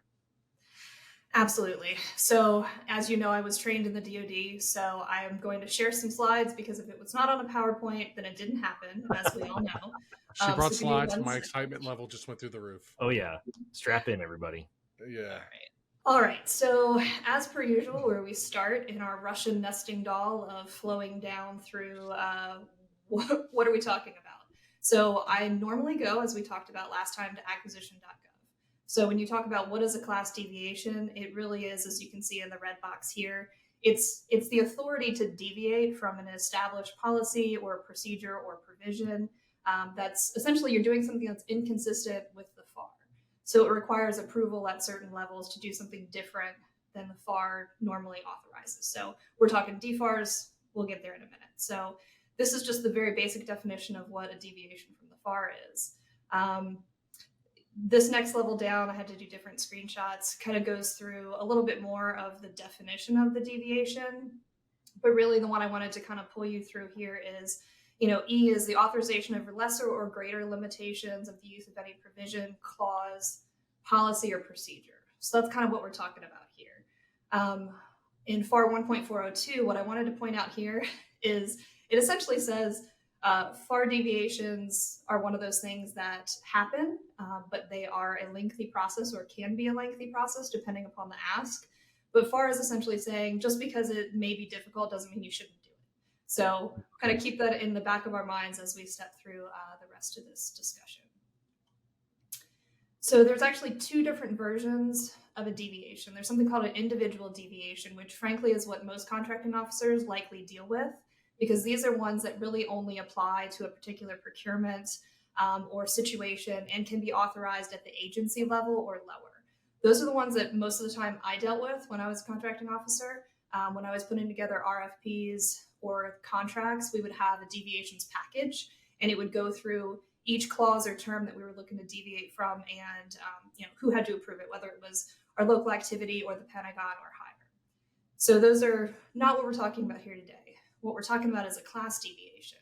And class deviations are really looking at a broader agency impact. So what I highlighted down here for DoD, essentially at the FAR level, it says, if you're going to do a class deviation for DoD, follow the DFARS. Okay. Obviously, NIST 171 applies to something other than DoD, but I was going to follow the DoD path here for this discussion. Nice and consistent so far. That's good to see. Yes, and also links back to what we talked about last time. Perfect. So what DFARS says about class deviations is the approval authority for DoD for any class deviation on these certain things, so procurement integrity, copyright, cost accounting standards, has to go to, gotta love this. So it's no longer called DPAP anymore, the Defense Acquisition Technology and Logistics, DPAP. That's now DPC, but we're going to ignore the fact that there's some aged language in here. The point is it still has to go up to the Office of the Secretary of Defense. So for people just listening, on screen right now is an acronym that is, I'm not joking here, OUSDATNL DPAP/DPC. Correct. That's not a joke. Yes. Okay. So we used to call it DPAP. It's now called DPC. I think this is just one of those areas. I mean, the FAR, as you guys have seen from my hard copy books, is lengthy. So I think they just haven't updated that particular acronym yet. But you'll recognize DPAP when we talk about the 2015 class deviation, and then we'll talk about DPC. Gotcha. So this is essentially saying anything that kind of has a large overarching impact needs to be approved at the OSD level, which makes sense. You don't want individual agencies or activities making that kind of a decision. Okay. So that's saying for sure these things have to be approved by DPC. This is essentially, this next level down says, okay, so if it's not those things that we've specifically called out for DPC to approve, it can be approved at the senior procurement executives for the individual services, or DCMA, as long as this is the Russian nesting doll again, right? It's like, okay, these things can be approved, have to be approved, and except for. So DPAP has to approve everything we looked at here under 402 under the policy, and under 201 404 class deviations. If the deviation falls into one of these four buckets, which is have a significant effect beyond the internal operating procedures of the department or agency, has a significant cost or administrative impact on contractors or officers, diminishes any preference given to small business concerns by the FAR, the DFARS, or something that extends to requirements imposed by statute or regulation of other agencies, such as SBA or the Department of Labor, then it again has to go back to OSD. So this is one of those bifurcations of authority saying, Army, Navy, Air Force, you should have the ability to control your destiny, but for these things that are a broader impact. And so I would argue that what we're talking about here is at least subparagraph B12A, B12B, and likely D as well. Just because of what we know this is going to impact in the broad base. Meaning this is going to be a pretty high level decision. Correct. From everything that I've seen and from what history has shown us, if there is a class deviation, I believe it's going to have to be done at the DPC level. Okay. So, hey, what do you know? Yeah, go ahead. Oh no, I was going to say, now we have a slide for those just listening. DPC, Defense Pricing Country, class deviations. Yes.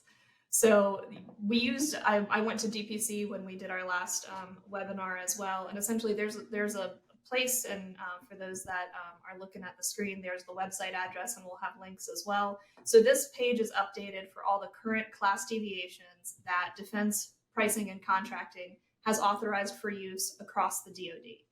So there's a handful. I just took the screenshot of the top ones, and there's a whole archive. So you can actually go year by year as to what was done previously.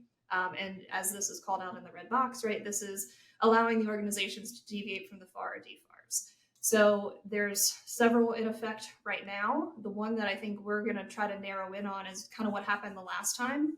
So that was actually a 2016 class deviation. So you have to go to the archive, and then all the way down, the very last one is the class deviation 2016-01 on safeguarding covered defense information and cyber incident reporting.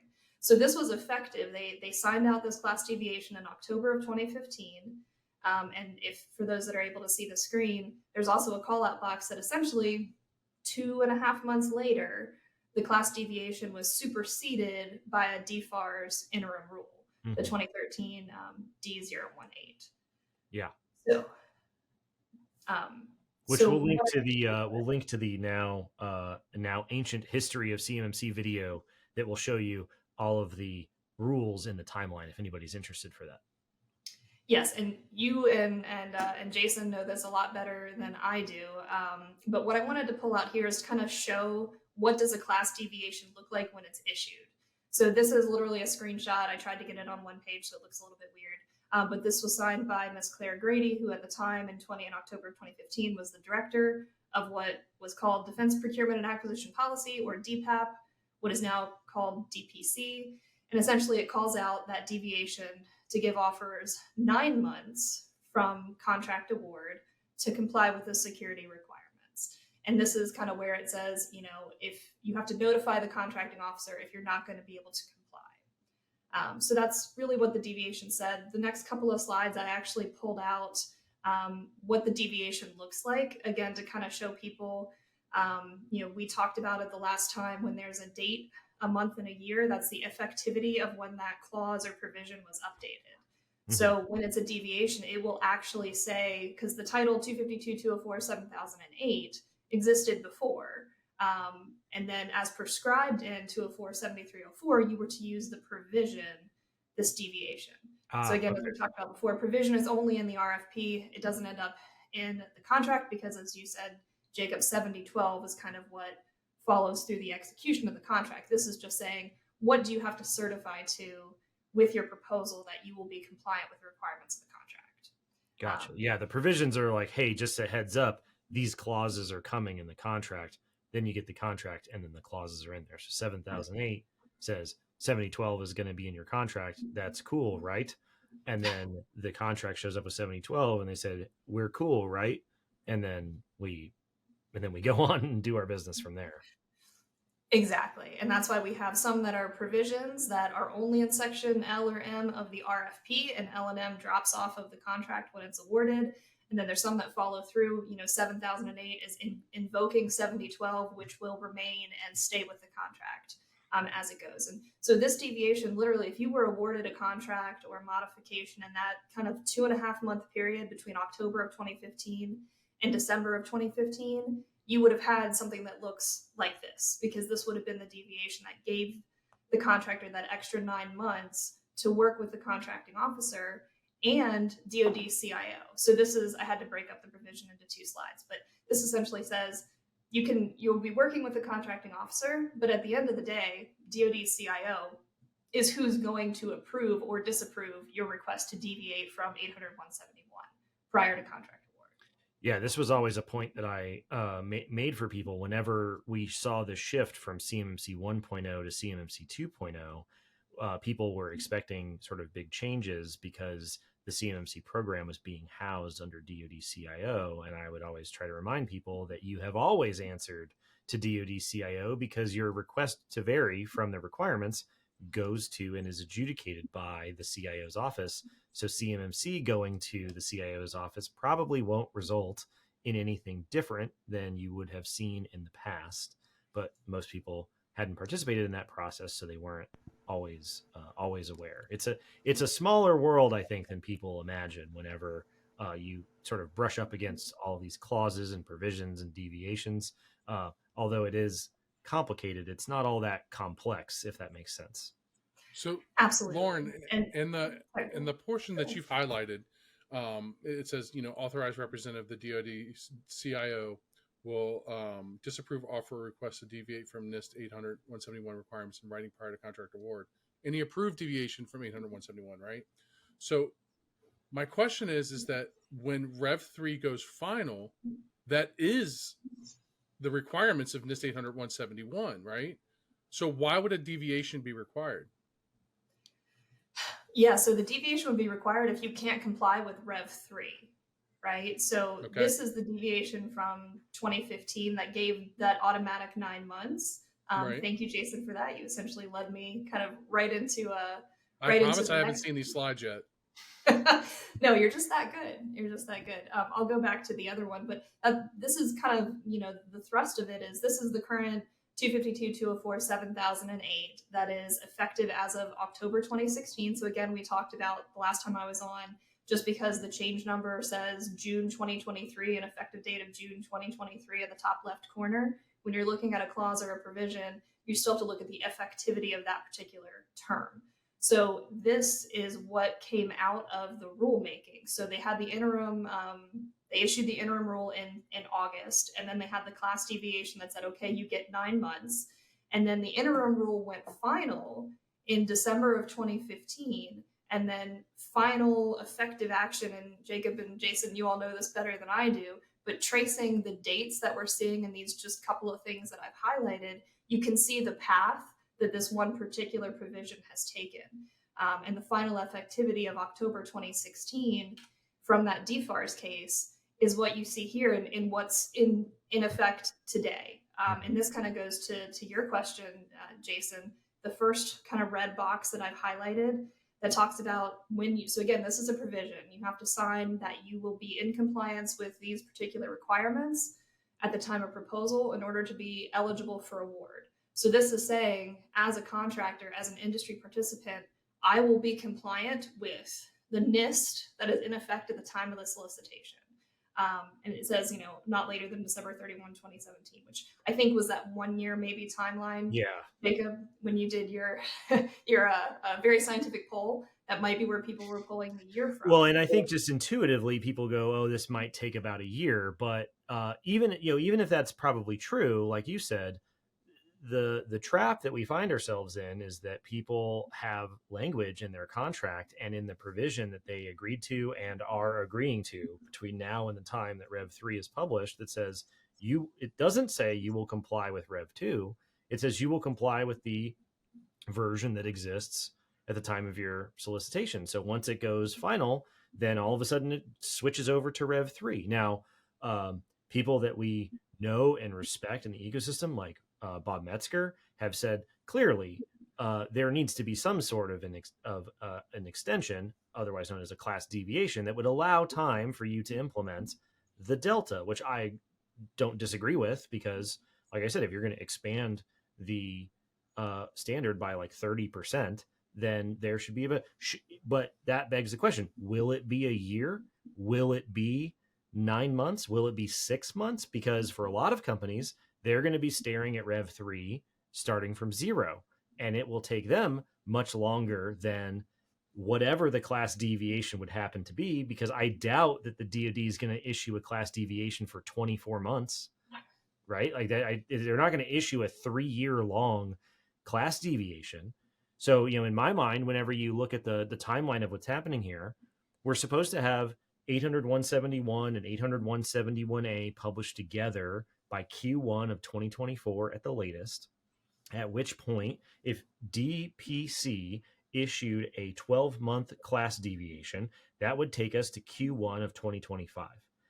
Based off what DoD has said about CMMC rulemaking would then become effective right around that time at the end of the class deviation, if you get one and if it's 12 months.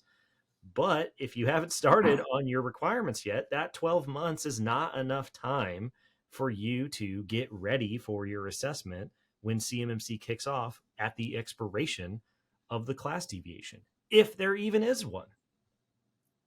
Exactly. And that really is kind of the question that, the meeting you and I met at, Jacob, when we were sitting in the room with DoD and officials and industry participants, and just, I would say the lack of common ground of understanding how closely industry is implementing 7012 and 7008, like the understanding that DoD has, to your point, there may be a lot of folks that haven't even done Rev 2, much less jumping up potentially 30% more controls to Rev 3. How much is that understood by the decision makers, I think, is the question of whether or not they're going to issue a deviation and for how long. Yeah. Right. Because if they're looking at this, this is from 2016. NIST 800-171 has been a thing if you have been awarded a contract even from 2015. Right. And we already told you, as no later than December 2017, you need to have these controls in place. And because I'm a fan of the show and have been to CS2 and kind of talked to some folks in this industry, that's where I think there's still a lack of common understanding of the adoption of the NIST standards and what does that really mean once we flip the switch and say Rev 3 is now effective. 171A is out there. CMMC is going to be closely followed behind, as you just said, through the timeline. So what's the problem, kind of thing, right? Yeah, it's really interesting to think about in terms of the timeline. I think that the main way to sum it up is to say that if you have a class deviation, I think the reasonable conclusion is there ought to be a class deviation for the 171 Rev 3 Delta. But the 171 Rev 3 Delta class deviation will not be enough time for you to do 171 Rev 2 and the 171 Rev 3 Delta. Does that make sense? Absolutely. Yeah, I think I would imagine there will be some sort of a class deviation. The question is for how long. Now, I believe this is considered a major rule, or I forget the exact terminology. Jacob, you probably have it. So there will at least be, I think, a 60-day from the time it goes final to when it's effective. I think there'll be kind of a 60-day delay already built in, absent any kind of class deviation, I believe, and correct me if I'm wrong on that. Yeah. Well, and that's I think the other point too is the CMMC rulemaking is on its timeline, and then the 800-171 revision is on its timeline, and the 800-171 revision is what's driving the class deviation for 7012. And so if 171 comes out and the class deviation comes out as a result, and the class deviation expires, and then CMMC rulemaking happens to finish after it's done, you will still not have had your requirements fully implemented, even though there was this big, long extension, which if we were to switch our perspectives here and put on our government hat, you could say, this doesn't gain us a lot of fans. I'm just saying, if you were looking at it from the government's perspective, they would say, you've had 7012 since 2013, and 90% of the requirements from 2013 are still the requirements in 171 Rev 2 today. And then we reduced the number of requirements in 2016 when we came up with 800-171 in an attempt to make it easier. And then we didn't even talk about showing up and revising and assessing those requirements until 2020. And then we took another few years to go through additional rulemaking. During that time, the standard was revised to change its structure, and then we gave another extension for full implementation. If you look at it from the government's perspective and you zoom out far enough, it is a lot of extensions. It's been basically a thing for a decade. And so it is a delicate situation, because that's not helpful for the companies that need to implement the requirements. But it's also not a viable position to say we don't have enough time to implement them, because it's not how the government sees it, if that makes sense. Absolutely. And I swear we did not organize these slides in advance. This is just free. Oh, no. Did I do it too? Oh, no. This was exactly where I wanted to go next, right? It's this, how does industry see it? How has industry adopted it? And at the end of the day, the government is saying, hey, you guys you're maintaining the security of our nation, right? Our data needs to be secured with adequate protections because there is a threat that is advancing. This is actually the determination to issue an interim rule. This is from that 2015 rule, but this language is repeated. Very similar what we saw on the 889, what we've seen in the ByteDance. I believe it's also in the prohibition on materials from the Uyghur region of China. So this idea that DOD is, they're looking out for the interest of our nation, and we're trying to balance what that means for industry. But at the end of the day, if they see a threat, they're going to issue it. And, we have to figure out how to become compliant as quickly as possible. Not a popular situation, right? And especially as you walked it through from DOD's perspective. And I think that's where we kind of saw in that room was, what do you mean you guys haven't been doing this already, right? We've been telling you since at least 2015 that this needs to happen. So, it's really a terrible trap, right? Because, I would say that my idea about the class deviation, assuming that we should get one, being not long enough, is that if the DoD says we're not going to pay you for 171 that you've attested to implementing, they're probably not going to pay you in time to implement it either. And so as a result, you're just going to get the class deviation for the Delta. Yeah, it's funny. You have my brain running here because you have an image of wording from the interim rule. This brings up the debate around CMMC rulemaking as to what kind of rule are we going to get whenever they publish it. Will it be an interim rule or will it be a proposed rule? It seems like the ecosystem has reached the conclusion on its own that it's going to be a proposed rule. This is the language that you hear. My understanding is that OIRA, during regulatory review, gets to make that determination. So is it probably a proposed rule? Maybe. However, it is telling that the 2013 rule went through normal rulemaking, things changed, and then the 2015 rule was an interim final rule. The 2020 rule was an interim final rule. We found out that the requirements weren't actually being implemented fully and that we need to go verify them, but that rule would not be enough justification to be interim final. Like, we would go from long rulemaking, fast back to long rulemaking. That from a high level doesn't make much sense to me. I know there's arguments for why it could be a proposed rule, but it always gets me whenever the interim versus proposed rule thing comes up, and you had it on the screen, so forgive me. No, but I mean, this language, and the reason why I thought it was so powerful to kind of highlight this again is, again, this was from the 2015 rule. Yeah. But you only have to open the news or Bloomberg or wherever you get your daily espresso shot of political situation. None of these threats are doing anything but getting faster and more prolific. So if this is the reason why they decided to issue an interim rule in 2015, I don't see that how this is not still an argument to be made today or next year or in 2025. Yeah, exactly. So, well, and I know you mentioned it before we were on, and this was something that we were going to talk about later on in a different part of the podcast. But talking about the language from the government, where you said you've seen it in other places, the DHS CUI rule recently came out, and surprise, surprise, different agency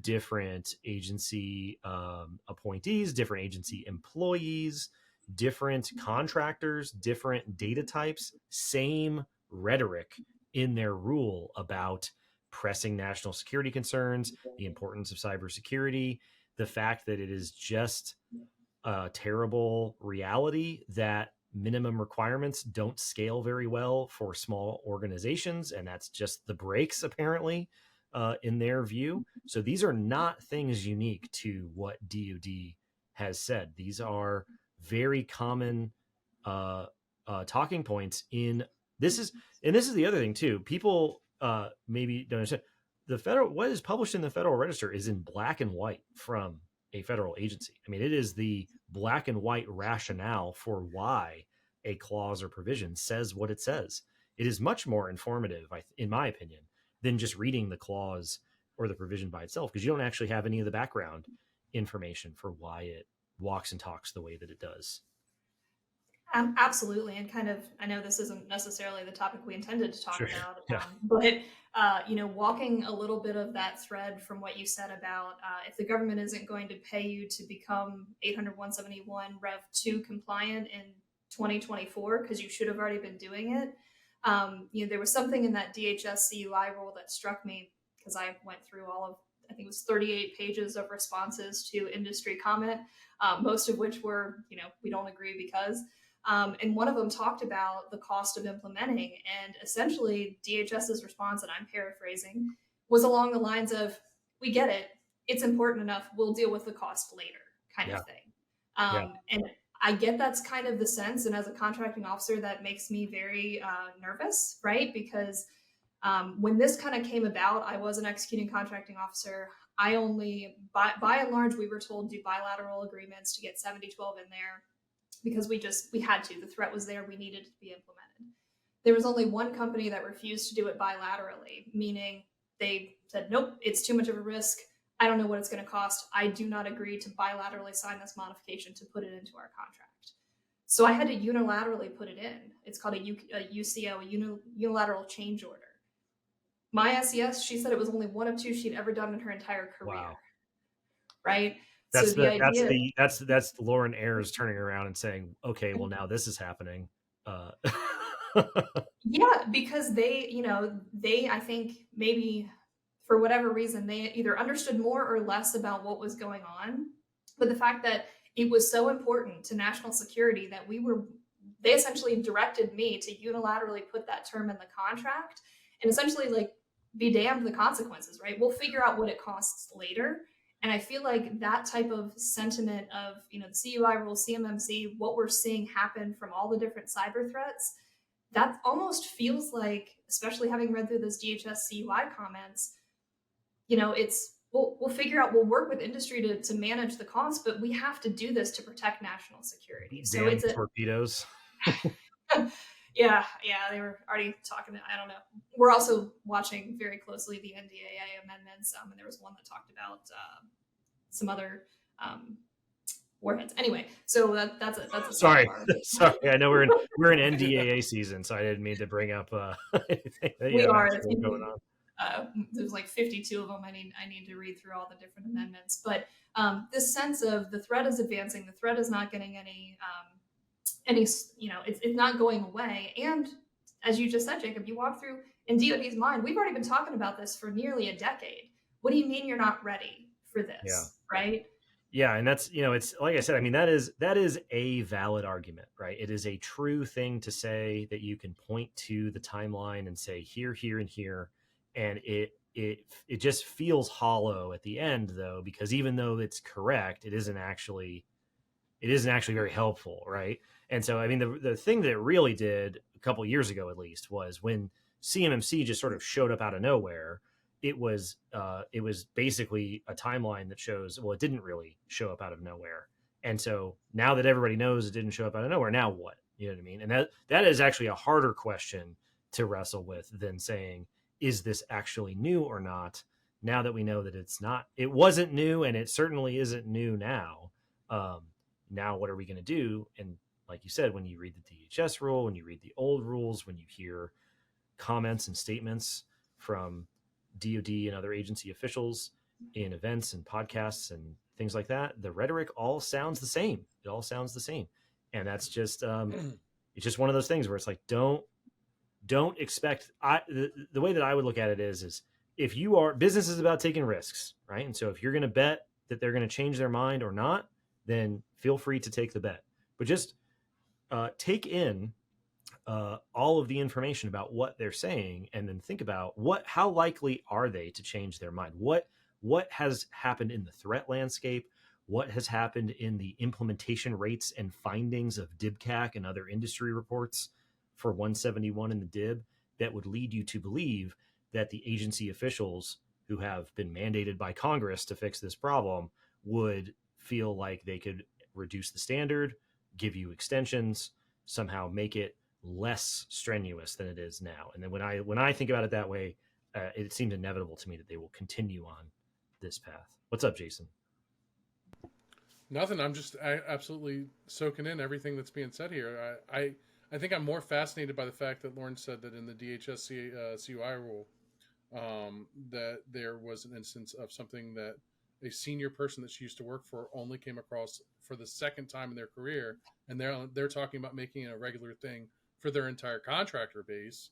That's a little scary to me too. Like, I don't fully understand it like Lauren does, but I can understand enough to say that if it's a rare occurrence and now all of a sudden we want to make it an everyday occurrence, I don't think that bodes well. The good thing is for DHS is that their contractor base, according to them, isn't as large as the DOD's. So maybe it'll be easier to parse through that. But like, still, this is just fascinating. Yeah. Well, yeah, and just to clarify, because I probably did speak too fast, and as you said, it's kind of back of my mind. So what my senior executive had only done twice in her life was to unilaterally essentially force a term onto a contractor. Okay. So she'd only done that twice in her life. I've only done it once. So the DHS CUI rule, the outshoot of that was, yeah, we know it's going to be expensive for industry, and we'll deal with that when it comes. So yeah, those two are connected in that. That's why the contractor wouldn't agree to do it bilaterally, and we had to, unilaterally put it in there. And now DHS is, someone similarly saying, we understand it's going to cost a lot of money, but we're going to do it anyway. Yeah. I think. So yeah, it is. That definitely perked my interest. Well, Lauren, I mean, at this point, we always cover a tremendous amount of information every time you come through, and it's always extremely valuable. So thank you. Putting on your wizard hat and looking into your crystal ball, and at risk of recording a prediction on the internet that we will be able to replay at a future episode, looking 12 months ahead of time, looking to Q1 of next year, Q1 of 2025, do you feel like it's more than likely that there will be a class deviation? Do you feel like it will be longer or shorter than what common sentiment seems to think that it will be? What do you think is going to happen here? So I don't gamble for a reason, because I'm normally not right. But I think I think past precedent on this situation, considering the fact that they did a class deviation in 2015 under, I would say, similar situation, odds are, yes, there will be a class deviation. I just don't know for how long, for all the reasons that we just talked about. If DOD is looking at it and you're already going to get, potentially 60 days, right? Well, that's with the CMMC rule, but how long is it going to be? I think that's where we need to put the over under, right? I don't think it's going to be a year. I mean, they did 9 months when it was kind of brand new, but then that was overtaken by events by the interim rule, so which did give a year. Well, here's a she says she doesn't gamble and then comes out and throws out over unders. Like, yeah. I still don't really understand what it means, but I know it's a term. So yeah. Well, here's a fun would you rather that I thought up of just off the top of my head. So assuming that let's say the class deviation is 18 months long, and as a result, you don't have to have 171 Rev 3 implemented until that class deviation is expired. And CMMC gets up and running before that class deviation is done. So you would be getting assessed against 171 Rev 2. Would you rather get a class deviation and allow you to get assessed against 171 Rev 2 requiring the use of FIPS validated encryption? Or would you rather have to deal with a 30% larger standard and get assessed against that, but not have to deal with FIPS? Let us know in the comments below. There's probably no good answer here, but the reason I thought of that was if we have a class deviation and then you have CMMC overlap that class deviation, then you potentially have the situation where you're going to have a company that had 171 Rev 2 at the time of their solicitation, and then they need to get their assessment, and then you have a different company that has 171 Rev 3 that needs to get assessed. Or you have one company with two different contracts. Normally, in my experience at very large prime contractors for like weapon systems, those individual programs are distinct entities. And so that entity is Northrop Grumman, but that entity is on contract for 853 Rev 3 or Rev 4 or Rev 5. And in order to change it, they need a contract mod. Here, we don't have that contract mod. Here, you've got this rolling incorporated by reference thing. And so that could be a lot harder in an organization where you have one information system, two different sets of provisions and clauses that were issued during a class deviation, if that makes sense.